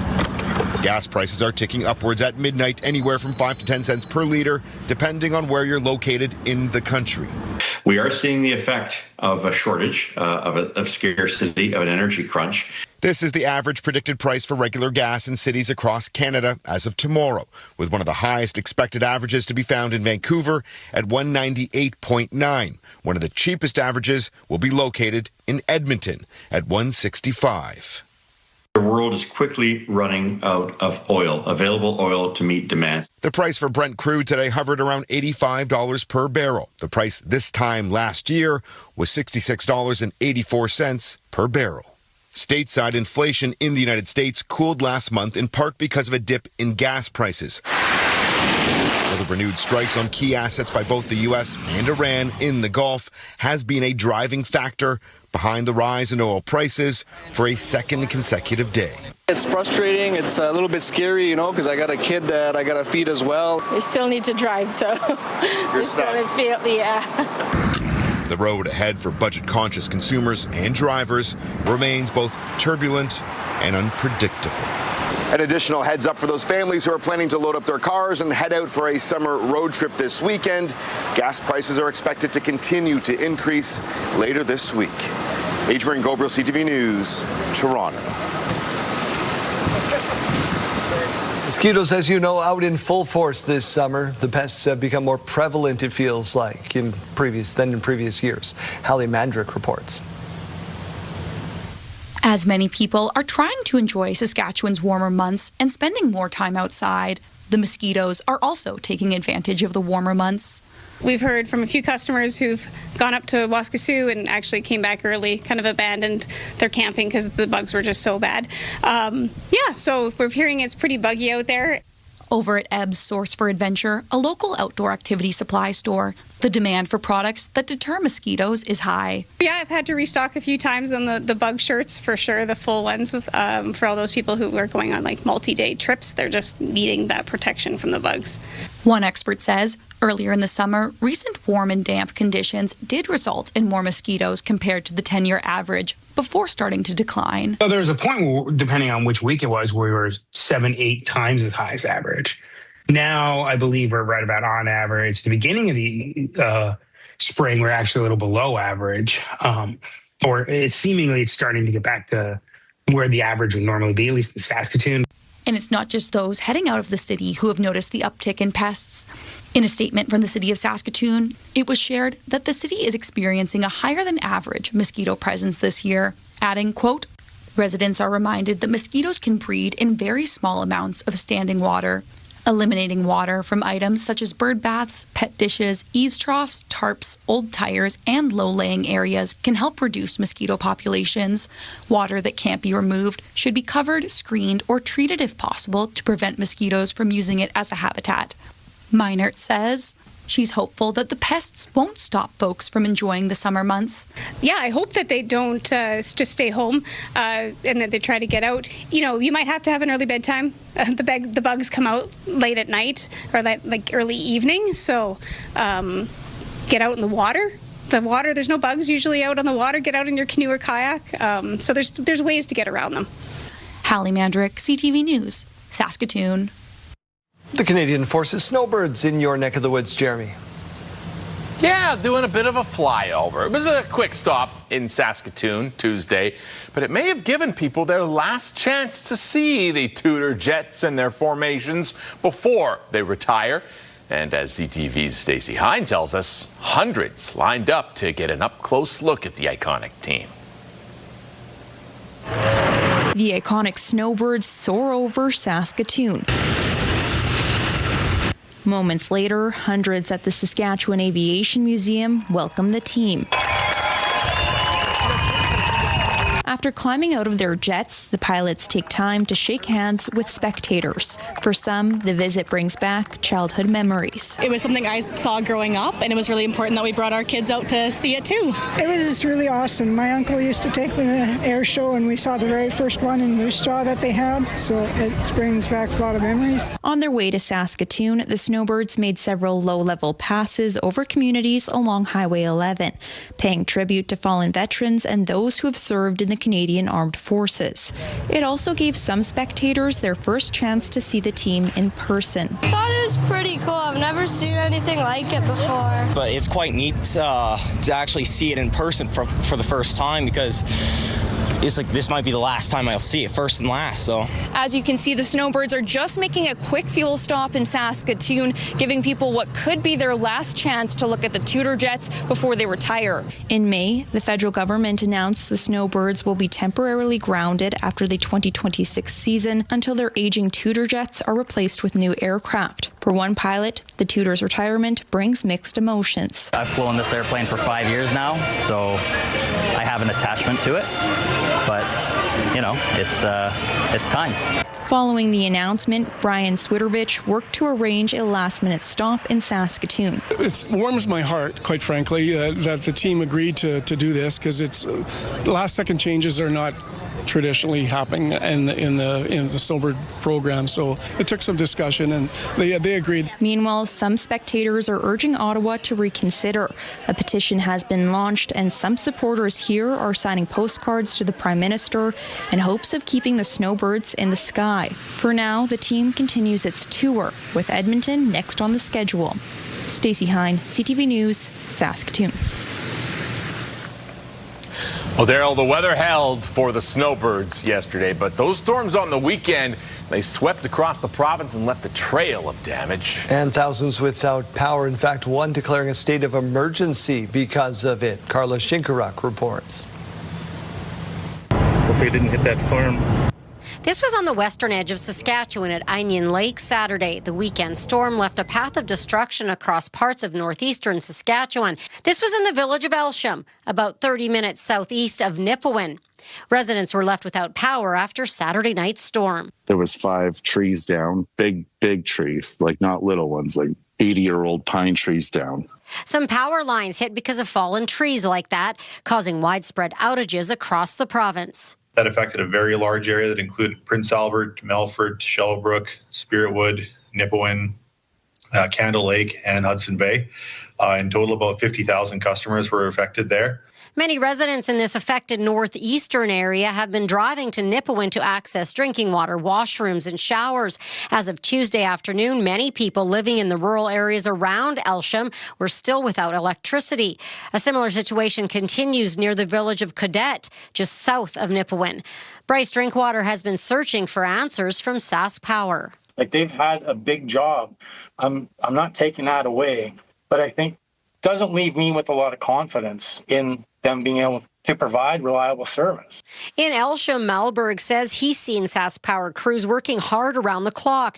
Drinkwater, meanwhile, has had to miss work to get by. Take time off work so that we can get everything set up and get the generators set up and get all of that going. Sask Power says the storm system created the highest number of outages the province has seen in 4 years. Just over 500 residents in Saskatchewan were still without electricity as of Tuesday afternoon.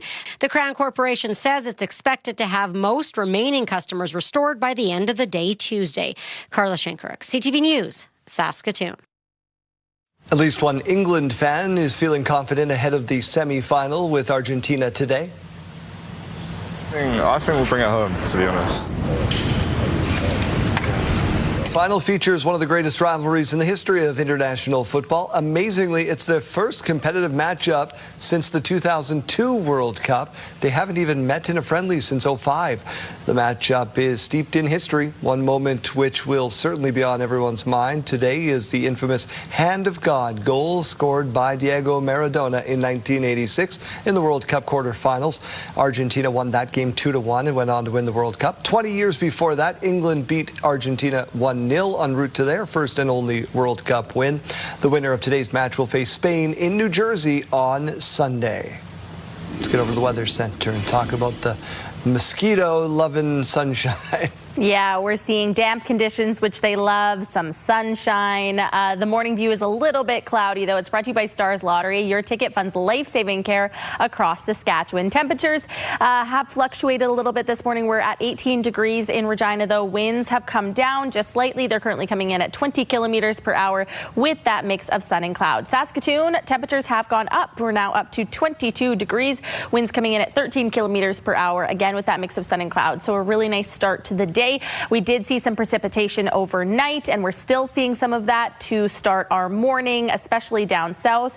In the southeast corner of the province, we saw most of that thunderstorm activity, and we are likely to be seeing some more thunderstorms today, just mainly up north. Now, this is a current look out there. Estevan still seeing some precipitation to start the day. Into the afternoon hours, we do see a lot of that dissipating, but the system that we're seeing today is not one large chunk. It's all broken up. It's very scattered, and it's not going to be coming with a lot of rain until the later parts of the day, the evening and the overnight hours. Again, you see some of that red and yellow color coming into the north, indicating more of that risk of some thunderstorms today. A lot of that popping up over in Manitoba as well into the evening hours and through until tomorrow morning. Into tomorrow afternoon, we are talking about more of that precipitation falling up north compared to down south. By the end of the day today, we're seeing about 6 millimeters for the Battlefords, about 6 for Estevan as well, 2 millimeters expected for Regina, and 1 millimeter of rain expected for Saskatoon and Moose Jaw. Some areas right around Swift Current, as you can see, closer to the Alberta border, also going to be seeing quite a bit of rain. In terms of the forecast today, we are seeing temperatures right around or above the seasonal average in areas around Saskatoon, the Battlefords, and Prince Albert, between 26 to 27 degrees. Other than that, though, down south, we're seeing temperatures fall back to below that seasonal average with that chance of that rain. So 22 for Regina today, 22 in Moose Jaw, 22 in Weyburn, and 23 in Estevan, 23 for Yorkton, and 23 for Swift Current. We're also talking about your smoke forecast today, as we do still have some air quality statements in effect in the province. So just take a look at your screen. If you are very sensitive to the smoke in the air, that very likely includes seniors or young children or people with health conditions. Just be aware that Environment Canada is warning you to keep your doors and windows closed.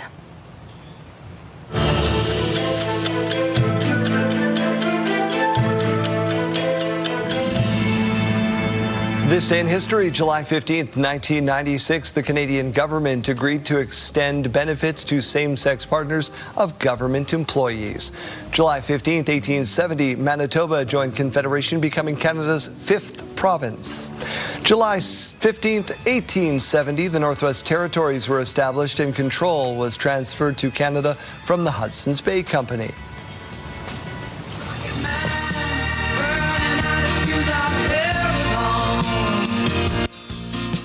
1972, Honky Chateau becomes Elton John's first #1 album in the U.S., including the hit Rocket Man.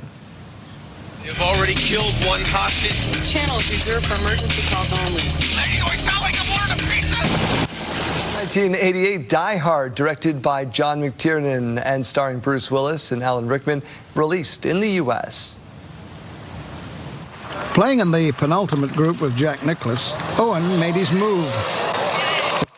And in 1978, British Open men's golf at St. Andrews, Jack Nicklaus completes his 3rd career Grand Slam, winning by 2 strokes over Ben Crenshaw and Ray Floyd.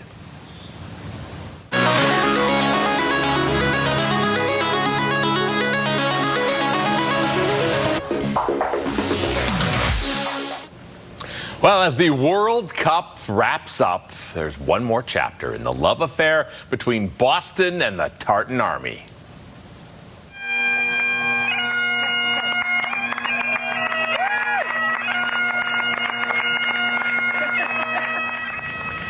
Yes, it's a pylon sent by Scottish football fans that arrived to a dignitary's welcome at Boston's Logan Airport. Now, pylons are a symbol of Scottish football fans. They're part of a prank they like to pull. They put them on top of statues around whatever city that they're in. So Scottish fans had quite a bit of fun in Boston during the group stage as Scotland played 2 of their 3 matches there. Boston's mayor promising if they do ever visit again, this time they won't run out of beer. What a Scottish moment. Having lived near the area, I don't think that would have been a problem. Yeah? Lots of beer. Sam Adams on tap all the time. Question of the day, we're asking if hot dog is a sandwich. No, we're not. We're asking what you put on your hot dog on this National Hot Dog Day. And a hot dog is not a sandwich. It has to be 2 separate pieces of bread. So are you telling me that Subway is not sandwiches? No, Oh, I see. Yes. Interesting. Watch as she wilts on live television. Hey, I think a hot dog is a separate entity altogether, okay? I'll go to my grave with this one. We are talking about David, relish, mayo, and Frank's Red Hot. We had Trina saying cheese whiz, pickles, mustard, ketchup, and sauerkraut. I'm upset. I'm thinking about Jeremy saying Shelley saying I'm never not going to think about mustard, onions, cheese, and sriracha. Lori saying ketchup, mustard, relish, and those are the basics. You got to have the basics. Donna from Yorkton, mayo, cheese, and lettuce. Gary from Regina saying, haven't had one in a while. Chili dog, spicy chili. Oh, okay. Yeah. Don't wear a white shirt, Gary. Ripple chips from Nancy, yum. And another answer saying, I put pickles, peppers, and mustard. All right. There's some unique combinations. Go celebrate accordingly. I might do so at an establishment across the street in a little while. Thank you for participating. We're back right after this.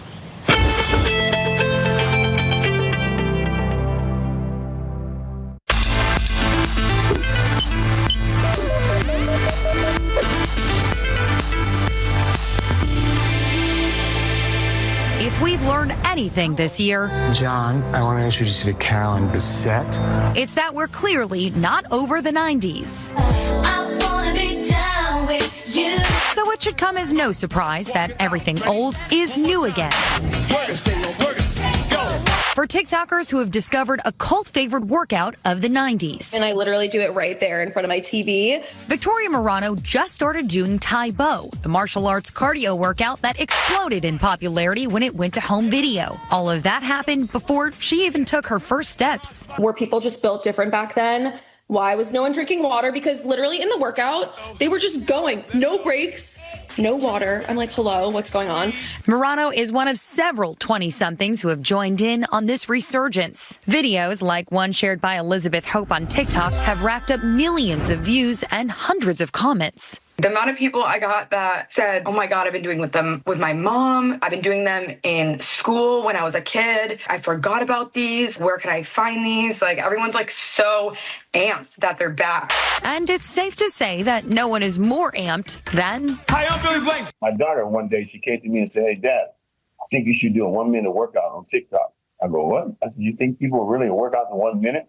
She said, yes, Dad, if you do a good workout, people will do it. So I did it, and it went crazy, right? Your daughter was onto something. Yeah, she is. Billy Blanks has gotten so much new interest in the workout that now, at 70 years young, he just recorded an introductory course for all the newcomers. All I want to do is show people that it doesn't matter how long the workout is, what you put into the workout is what you get out of it.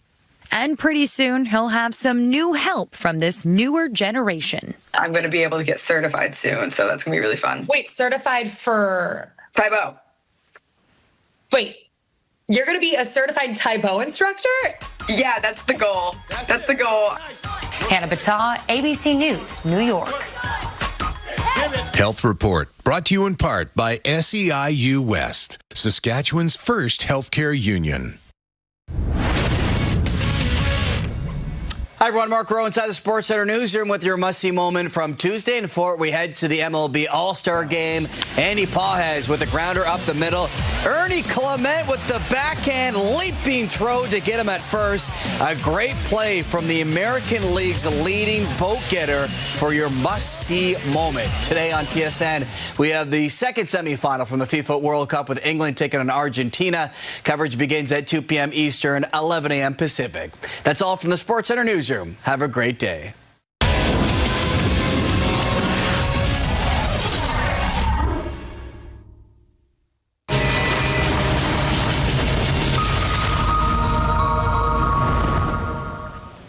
Researchers at the University of Saskatchewan are developing a tool that might help AI learn better. I am joined now by Zuling Liu, one of the people involved in this study. Good morning. Good morning. Thank you for coming on. This is timely research. It helps with an issue with training IA that is known as domain shift. Can you explain for us what exactly domain shift is? Yeah, for sure. Domain shift happens when an AI model learns from one type of data, but is later used in a different environment. A simple example is self-driving cars. Imagine an AI is trained on videos collected on sunny days in Vancouver, that it's used on a snowy day in Saskatchewan, where the roads and the traffic signs look different. Even though it's still driving, the environment has changed, and that can confuse the AI model. And we call this domain shift. And humans adapt to these changes naturally, but AI often doesn't. Our research is about helping AI adapt to new environments more reliably and efficiently.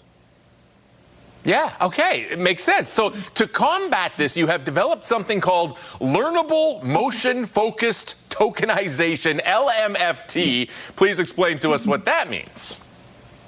Yeah, so LMFT is a method that helps AI pay attention to what really matters in a video. Instead of analyzing every single detail in every frame, it learns to focus on regions that where there are meaningful motions is happening, like moving pedestrians or a cyclist matters more than a building in the background. So it tries to discard static backgrounds and repetitive information. It's similar to how people naturally watch videos. We don't study every pixel in the frame. We focus on the important actions, and this makes the AI both faster and more efficient. Okay, this is brilliant. If I'm getting this right, I think one of the biggest problems with AI is the computing horsepower that is needed for it to work. If this does indeed strip out a lot of the noise, does that lower the amount of power that might be needed to complete the task? Yeah, like exactly. Like modern AI systems often process large amount of information, and much of them isn't actually useful for the task. So by removing unnecessary information and keeping only like what's important, our method reduces the amount of computation like required. This means that AI can make decisions more efficiently while maintaining strong accuracy. And in the long run, like approaches like this could help make AI more practical, more efficient, energy efficient, and easier to deploy on everyday devices like our smartphone, rather than like rely on like very powerful data centers. Okay.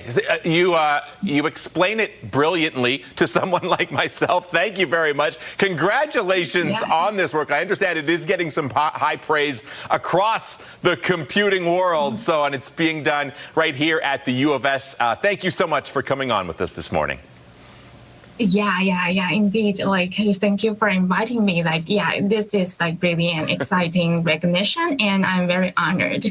CVPR, like, it's like one of the world's leading conferences in computer vision, and our work was selected to like one of like 18 papers recognized for outstanding efficient achievements. And it's very rewarding, but because it means that improving AI isn't just about making models bigger, it's also about making them smarter and more efficient.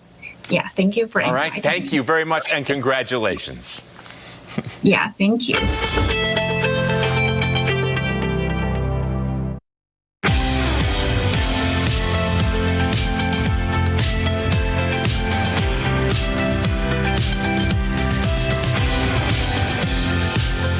Welcome back to your morning. We begin with developing news this morning. The Bank of Canada has decided to maintain its lending rate. The interest rate will stay at 2.25%. That was expected by many economists. The Bank of Canada expects the Canadian economy to improve despite flatline growth over the past 18 months. GDP growth was close to zero, weaker than the 1.5% growth that was projected in April. In other news this morning, veterinary students from the University of Saskatchewan are speaking out this morning about concerns about the future of their wildlife program. Laura Woodward with why. Last summer, these young osprey were successfully released back into the wilds after falling from their nest. They were brought to the Western College of Veterinary Medicine for treatment. The university's teaching hospital provides a special service dedicated to treating wildlife. Last year, the hospital treated about 230 wildlife patients. In an email to CTV News, the university says it's temporarily closing its zoo, exotics, and wildlife service until August 17th because of a lack of specialized staffing. Students fear the temporary pause will become permanent. It breaks my heart for the animals. They say the program provides hands-on experience treating injured and orphan wildlife. Training, they say, can't be replicated in a classroom or through traditional pet cases. We have so many amazing specialists and specialty programs that really just help us get a very solid education. And I think that our wildlife service is a core part of that makes the WCVM special. More than 600 people have signed an online petition urging the university to keep the wildlife service. So it really would be a shame to lose it for the animals, the public, and the students. The Wildlife Rescue Society of Saskatchewan is grateful for the free vet care the college has provided them for the past 20 years. We have a vet college here that's open 24 hours a day and handling wildlife for free. It's something no one else has in the country. And you know, I would be very sorry to see it end, of course, because I'm in the wildlife business, but I think we'll all get through it. The university says it's conducting an extensive review before deciding the future of its zoo, exotics, and wildlife service. Laura Woodward, CTV News, Saskatoon. AI is making it harder to know what's real and what's fake online. That is why you have to be careful where you get your information. Videos on social media often promise ways to get rich quick with no risk, but most are scams designed to steal your money. CTV's Pat Foran reports. Imagine receiving $35,000 every month without hard work, without risk, without wasting time. This is the latest deepfake video going around online with Prime Minister Mark Carney. Well, it appears he's pitching an investment platform in the House of Commons. Criminals have used AI to create this fake video to scam Canadians. 2 months ago, I deposited just $350 into my account. Today, my balance is $70,000. It looked exactly like Mark Carney. It was Mark Carney. Deborah Friesen of Acton says last year she was watching craft videos online when an ad popped up that appeared to be the Prime Minister speaking about an investment opportunity. He said, I'm really trying to help out my Canadian people by helping them to make extra money on this trading platform. Friesen was scammed out of $13,000. Later, she was contacted again by someone who called her every day for months. She took another chance and was scammed out of $70,000. And then he disappeared. I fell apart. I couldn't stop crying. It's so frustrating, so devastating. Judy Skeen saw a fake Mark Carney video on Facebook. She invested and was scammed out of $900,000.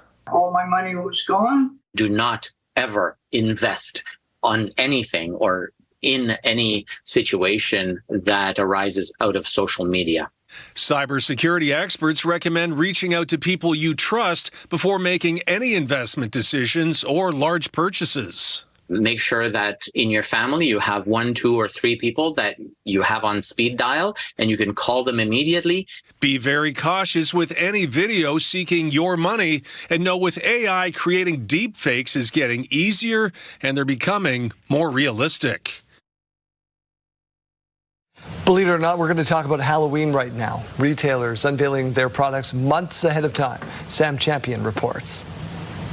It might feel ghastly. Baby At Home has their Halloween stuff already out. I don't care, but July. It might feel witchy. So it's socially acceptable to celebrate Halloween. Let's go. But this morning, even with summer heating up, stores across the country are already scaring up big Halloween business. Shoppers joining in the delight and fright on social media, screaming out what they call code orange alerts with every new drop in haunted hall. Posts on TikTok up 253% in the last month. I think consumers are looking for the fun of Halloween, and retailers are responding to that. This early start to spooky season comes as the Summerween trend is hitting new heights this year, up more than 220% in the last month. And brands are looking to capitalize on the excitement, going bigger than ever. Literally, like Lowe's with new animatronic offerings for your front yard. Or if you're feeling crafty, Michael's rolling out 6 different sets of Halloween decor, its most expansive assortment ever. And Bath & Body Works has scary scents. I couldn't miss this. While Five Below has you covered to get your booze on a budget. You can even find Halloween items where you may not expect them. There's a code orange here at IKEA. That's right. Even IKEA's in the mix with their own collection. Gen Z and even Gen Alpha, these are the kids under 14. Clicks, their shares, their saves are training feeds, and they've been engaging with Halloween content all year round. Well, that's early, isn't it? This just feels early. It's 8:37. Let's talk baseball. The Brooks Bombers blasted the Regina Red Sox last night. Brady Bye's home run helped. That was in the second. Tied things up at 4, but the Bomb squad scored 4 in the 7th, 4 more in the 8th. Ran away with it, broke the game wide open. They win 17-9 last night at Curry Field. These two teams will do it all over again tonight. First pitch goes at 7 o'clock. The Bombers had a kid from Regina pitching for them last night, Keelan. He was phenomenal. Really? Yeah. And again, are they letting you come back to do? No, I think I'm banned from the ballpark now. That's okay. That's all right. We've all been there. You gotta cheer for your hometown, especially when their record isn't the best. Let's turn our attention over to the Weather Center now. I know we were just talking about Halloween in news. It's not feeling like Halloween out there. We have some 30-degree temps in the forecast as we look forward to the weekend. Right now, though, 18 degrees to wake you up in Regina. Winds have been fluctuating just a little bit this morning. Right now in Regina, they're at 20 kilometers per hour. Mix of sun and cloud. Also waking up to that mix of sun and cloud through Saskatoon. We're now at 22 degrees and winds are coming in at 13 kilometers per hour. Winds are going to be going up up for some areas this afternoon. Could be seeing them gusting up to about 35 kilometers per hour in all those areas lighting up in blue. Other than that, though, down through the southeast corner of the province where we're seeing that little bit of yellow, that is going to be quite a bit more gusty. We're going to be seeing those winds surpassing 60 kilometers per hour for parts of the morning. Current temperatures now, we're seeing the warm up happening. 21 degrees now in La Ronge and South End, 19 in Prince Albert and Nipawin, 19 as well in Spiritwood, Melfort and Hudson Bay. Down in the south, 20 degrees in Wynyard now and 20 degrees in Yorkton, 15 in Weyburn and 17 degrees to wake you up in Assiniboia. Into the afternoon today, we are going to be seeing the warmer temperatures as we look north. 27 degrees for Prince Albert, 26 in the Battlefords and Saskatoon. Down in the south, a higher chance of seeing that rain today. 22 degrees for Moose Jaw and Regina, Weyburn as well at 22 degrees, 23 for Estevan, 23 for Yorkton, and 23 degrees for Swift Current. 7-day forecast showing that we are going to be seeing a bit more of that sunshine tomorrow in Regina, up to 24 degrees, and a very hot and sunny Friday on the way for many parts of the province. 29 for Regina, 30 degrees on Saturday. Yesterday, we were talking about that risk of some thunderstorms on Saturday. It was a bit higher yesterday. We were looking at about 70%. Now that has dropped today. The chance of some thunderstorms on Saturday now looking at about 40%. And Sunday looking to be very bright and sunny at 30 degrees. In Saskatoon, 26 degrees tomorrow, 30 degrees on Friday. Again, very hot and sunny. 30 degrees on Saturday with that higher chance of seeing some of those thunderstorms there. That also continues through Sunday and Monday in Saskatoon as well. Temperatures still looking very nice, though, around that average or slightly above. 28 on Sunday, 25 on Monday, and 27 on Tuesday, expecting that mix of sun and cloud.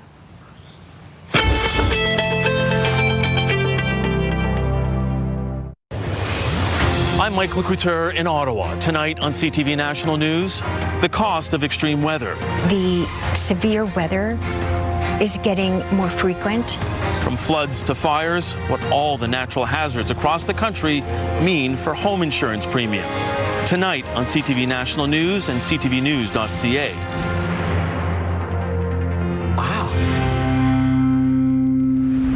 Well, summer break is a time to rest and recharge, but for many families, it can quickly become a balancing act between kids craving fun and parents trying to maintain some semblance of routine.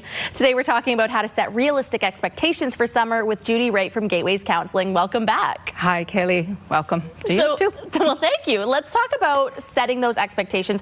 What are some expectations that need to be set for the summer for parents and for kids? Yeah, well, kids kind of blow into the summer and they're glad to be out of school. So they're looking for fun and excitement. They want to be entertained, whereas parents, on the other hand, are looking for a way of how can we kind of manage some of this and maybe get some learning opportunities, to sort of help the kids through the summer. So let's get everybody on the same page. How do we bring some of those expectations together? Well, I think understanding our roles, understanding some of the purposes of things, and communicating that to our kids. So parents, we want to, of course, have our kids have fun in the summer, but we also want to help them to work through those periods where they're bored or things aren't so fun, maybe learn some things. And we have to understand that childhood and adolescence are actually a growing ground for adulthood, and the lessons that we're kind of helping them through are to help them through to grow into adulthood in a good way. So we want to provide that through good, effective parenting and also providing some good adult role models. And some ways to achieve this include setting a schedule. It's not exactly what a lot of kids want to hear in the summer, but it can definitely help. How so? Well, two things that happen without a schedule is inertia and boredom. So kids fall out of school, fall out of their activities in the summertime, and then plop. And so then we're going to face with all of that inertia and boredom. So having those schedules, and often at the end of summer, parents will often say, hey, I'm really glad we're getting back to normal because we're getting back into schedule. So schedules are really effective to help that. All right, so we only have about a minute left, but let's talk about some of those ways that parents can actually guide their children through the summer to help learn these lessons. Okay, so we want to be collaborative, and there are about three areas that we can help our kids focus on. One is with the common good, so that would be in the home and with volunteering. And so we want to help our kids in areas that they don't get too pushing back too much. We want to help them to learn. So we want to have some time frames. So if you give some kids things to do, you want to have about 5 to 10 minutes for a kid that's about 7. You want to have about 15 to 25 minutes for someone that's 8 to 10. And over 10, bridging that is about 25 to 45 minutes. And maybe selecting an area in the home that they could be responsible for, but don't let them get too upset with it. Movement is really important because over the summer, kids tend to gain weight, so we can do that collaborative with the kids, go out and do walks together, maybe bike rides. And then we want to keep up the education with them and learning because there's that summer slide. And if they go back in the fall, if they haven't been kind of working on their brains a bit, they can not be as effective. So yeah, but make it fun. You know, maybe it's a recipe you're putting together to do the math skills, or maybe it's going to the science center or something like that. Thank you so much for your time. Judy Wright helping us find that balancing act with our kids this summer. Thank you.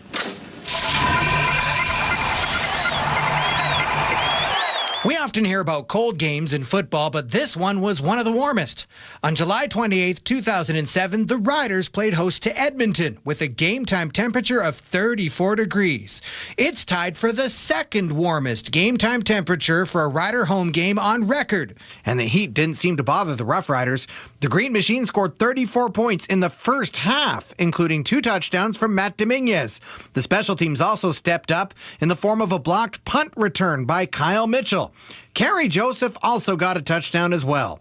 Everything was going right for Saskatchewan, who cruised to victory over their division rivals, winning 54-14. Perhaps a sign of things to come, as later that year the Riders would go on to win their 3rd Grey Cup in franchise history and host a parade where temperatures were much, much cooler. And if you want to check out more classic sports moments from the days of Wilco and wood finish televisions, you can check them out on our website. All right, let's find out how a summer donation slump is impacting Carmichael Outreach with Janelle Lipai with ways we can support the essential services being provided. Good morning. I'm joined once again by Janice Miller with Carmichael Outreach. Now, Janice, it has been a little bit of a tough go with funds lately, and now as we're getting into the summer, it might slip somebody's mind as they're enjoying all of these summer activities to maybe donate a little bit of money. Is that right? Yeah, so lots of nonprofits, they all experience kind of a bit of a lull in the summer. It's not that we are forgotten or people don't think the need exists. It's just that people are busy with other plans or your kids are off school, so you're wanting to spend some time with them. But the need doesn't ever go away in the community. So we're just asking if people can give a little extra support right now, even a recurring donation where you just set it and leave it and it's $10 or whatever out of your account every month. It makes a huge difference to provide some stability. All right, so those donations have been coming in. People have been thinking about it. A little bit of a thank you going out to them as well. Yeah, so far we are quite overwhelmed with the amount of support we've received. We've always known, and as someone who's lived in the community, we know that Regina always pulls together to support and lift each other up when times are hard, and we are so grateful for all of the support we've received so far. But if we can just keep the momentum going, that stability will help provide some care long term for a lot of the people that need and depend on us. And keeping that momentum going is very important. So for those watching and interested, where can they go to donate? So if you go to our website, carmichaeloutreach.ca, you can go there. We've got lots of information about what items we're needing, any volunteer information. You can set up a monthly donation or just a one-time donation. There's also information about the programs and services that we do, but also follow along on social media because we're always doing posts there about just tremendous things happening in the community. All right, Janice, thank you so much for spending the morning with me. Thank you so much, and thank you to Regina and everyone who's donated so far and anyone who's going to. We really appreciate it. All right, well, once again, that is Carmichael Outreach. Whether it is monetarily through items as well, any donation is always appreciated.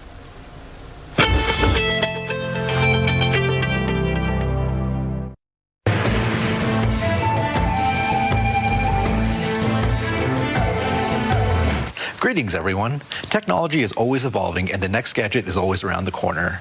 But radio communication is something that has been used for decades and is still being used daily across the country.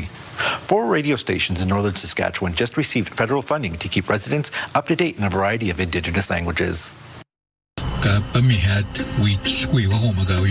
Cree language is being broadcast right now to over 70 communities in Saskatchewan. One of the unique features at NBC Radio, intended to retain language and culture. We broadcast in our languages, but also to tell our stories in our languages, in our dialect, in our way of thinking. It was based on that mission. The Mississippi Broadcasting Corporation, alongside 3 other Indigenous radio stations, have received $1.8 million in federal funding over the next 2 years. The money will go towards the protection and enhancement of Indigenous languages and cultures. Cree broadcaster Vince Matawagan says there is a unique tie between the language and environment only found in northern Saskatchewan. The Cree language is intrinsically tied with the land. You cannot separate the land and the Cree. If you grew up in town, that's all you ever knew, you'll probably only know about 60%. Cree programming on NBC started over 40 years ago. Since then, it has gradually grown, with 1 hour dedicated to Cree and another hour strictly Dene. Language use also happens throughout the day. Charles says radio is still a valuable communication tool and will continue to be for the foreseeable future. You look at the Kokoman Muslims that rely on us, the people in the trap lines that rely on radio to this day for their source of information. It's their way out to the world, especially the languages. We need to keep that focus. The funding was provided by the Department of Canadian Heritage for programming suited to meet the needs and realities of Indigenous communities of northern Saskatchewan. If you have a story you would like to see in this segment, here's how to reach us. You can contact me by email, and you can also watch past episodes and segments of Indigenous Circle on our CTV Regina and CTV Saskatoon websites. Indigenous Circle, brought to you in part by Saskatchewan Indigenous Enterprise Foundation, growing the First Nation entrepreneurial spirit.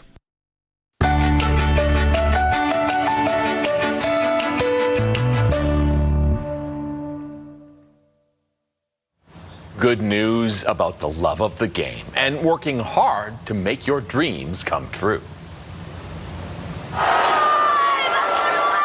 They say money can't buy happiness, but in this moment, it sure seems like it did for 10-year-old Valentino Sanabria Serna, a soccer superfan who's been playing since age 2. I always saw those fans in the stadium, and I wanted to be part of that atmosphere. When he watched the last World Cup, he set his own goal to get there himself in 2026. He's like, I'm going to start waking up early to make my bed, and I'm going to help take out the trash and do the dishes. I was like, okay, well, if you do all those chores, you'll get paid, and if you have enough money, then you can go. So little by little, at a rate of $2 a day, $2, 2022. Valentino worked and saved to turn his dream into a reality. Buying tickets for him and his mom to watch his favorite team in Miami. She does everything for me, so it was good that I could do something for her. And sometimes it's even better when they get those things for themselves with their own hard work. It's just so much more rewarding. Valentino's hoping to do the same for the next World Cup and maybe someday play in one. Having learned, after all, hard work pays off. I think that even your age, nothing's impossible. And I think that if you put your mind to it, you can do it.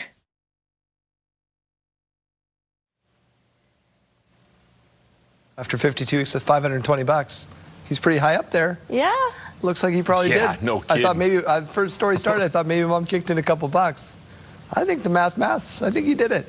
I mean, dedicated kid. Yeah, and you should always just clean your room and do stuff for your parents. That's just nice. That's true.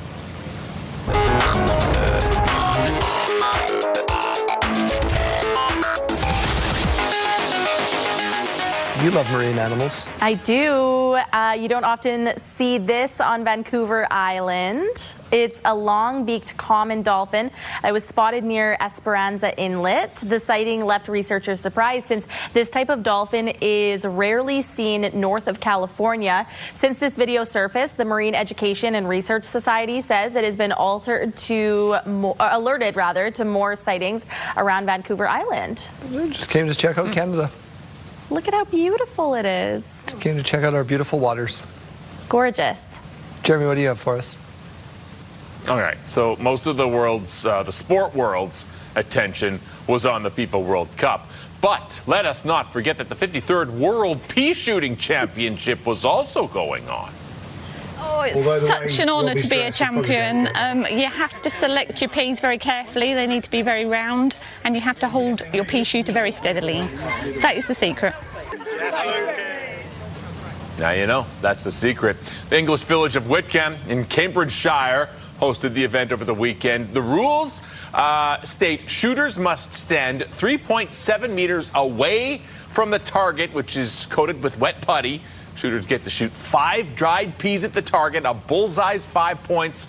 Middle ring gets 3 and the outer ring gets 1. And you have to have precision, accuracy, and well-rounded peas, steady puffs, and the wind. Well, I think I have a lot to say, but I should mind my P's and Q's.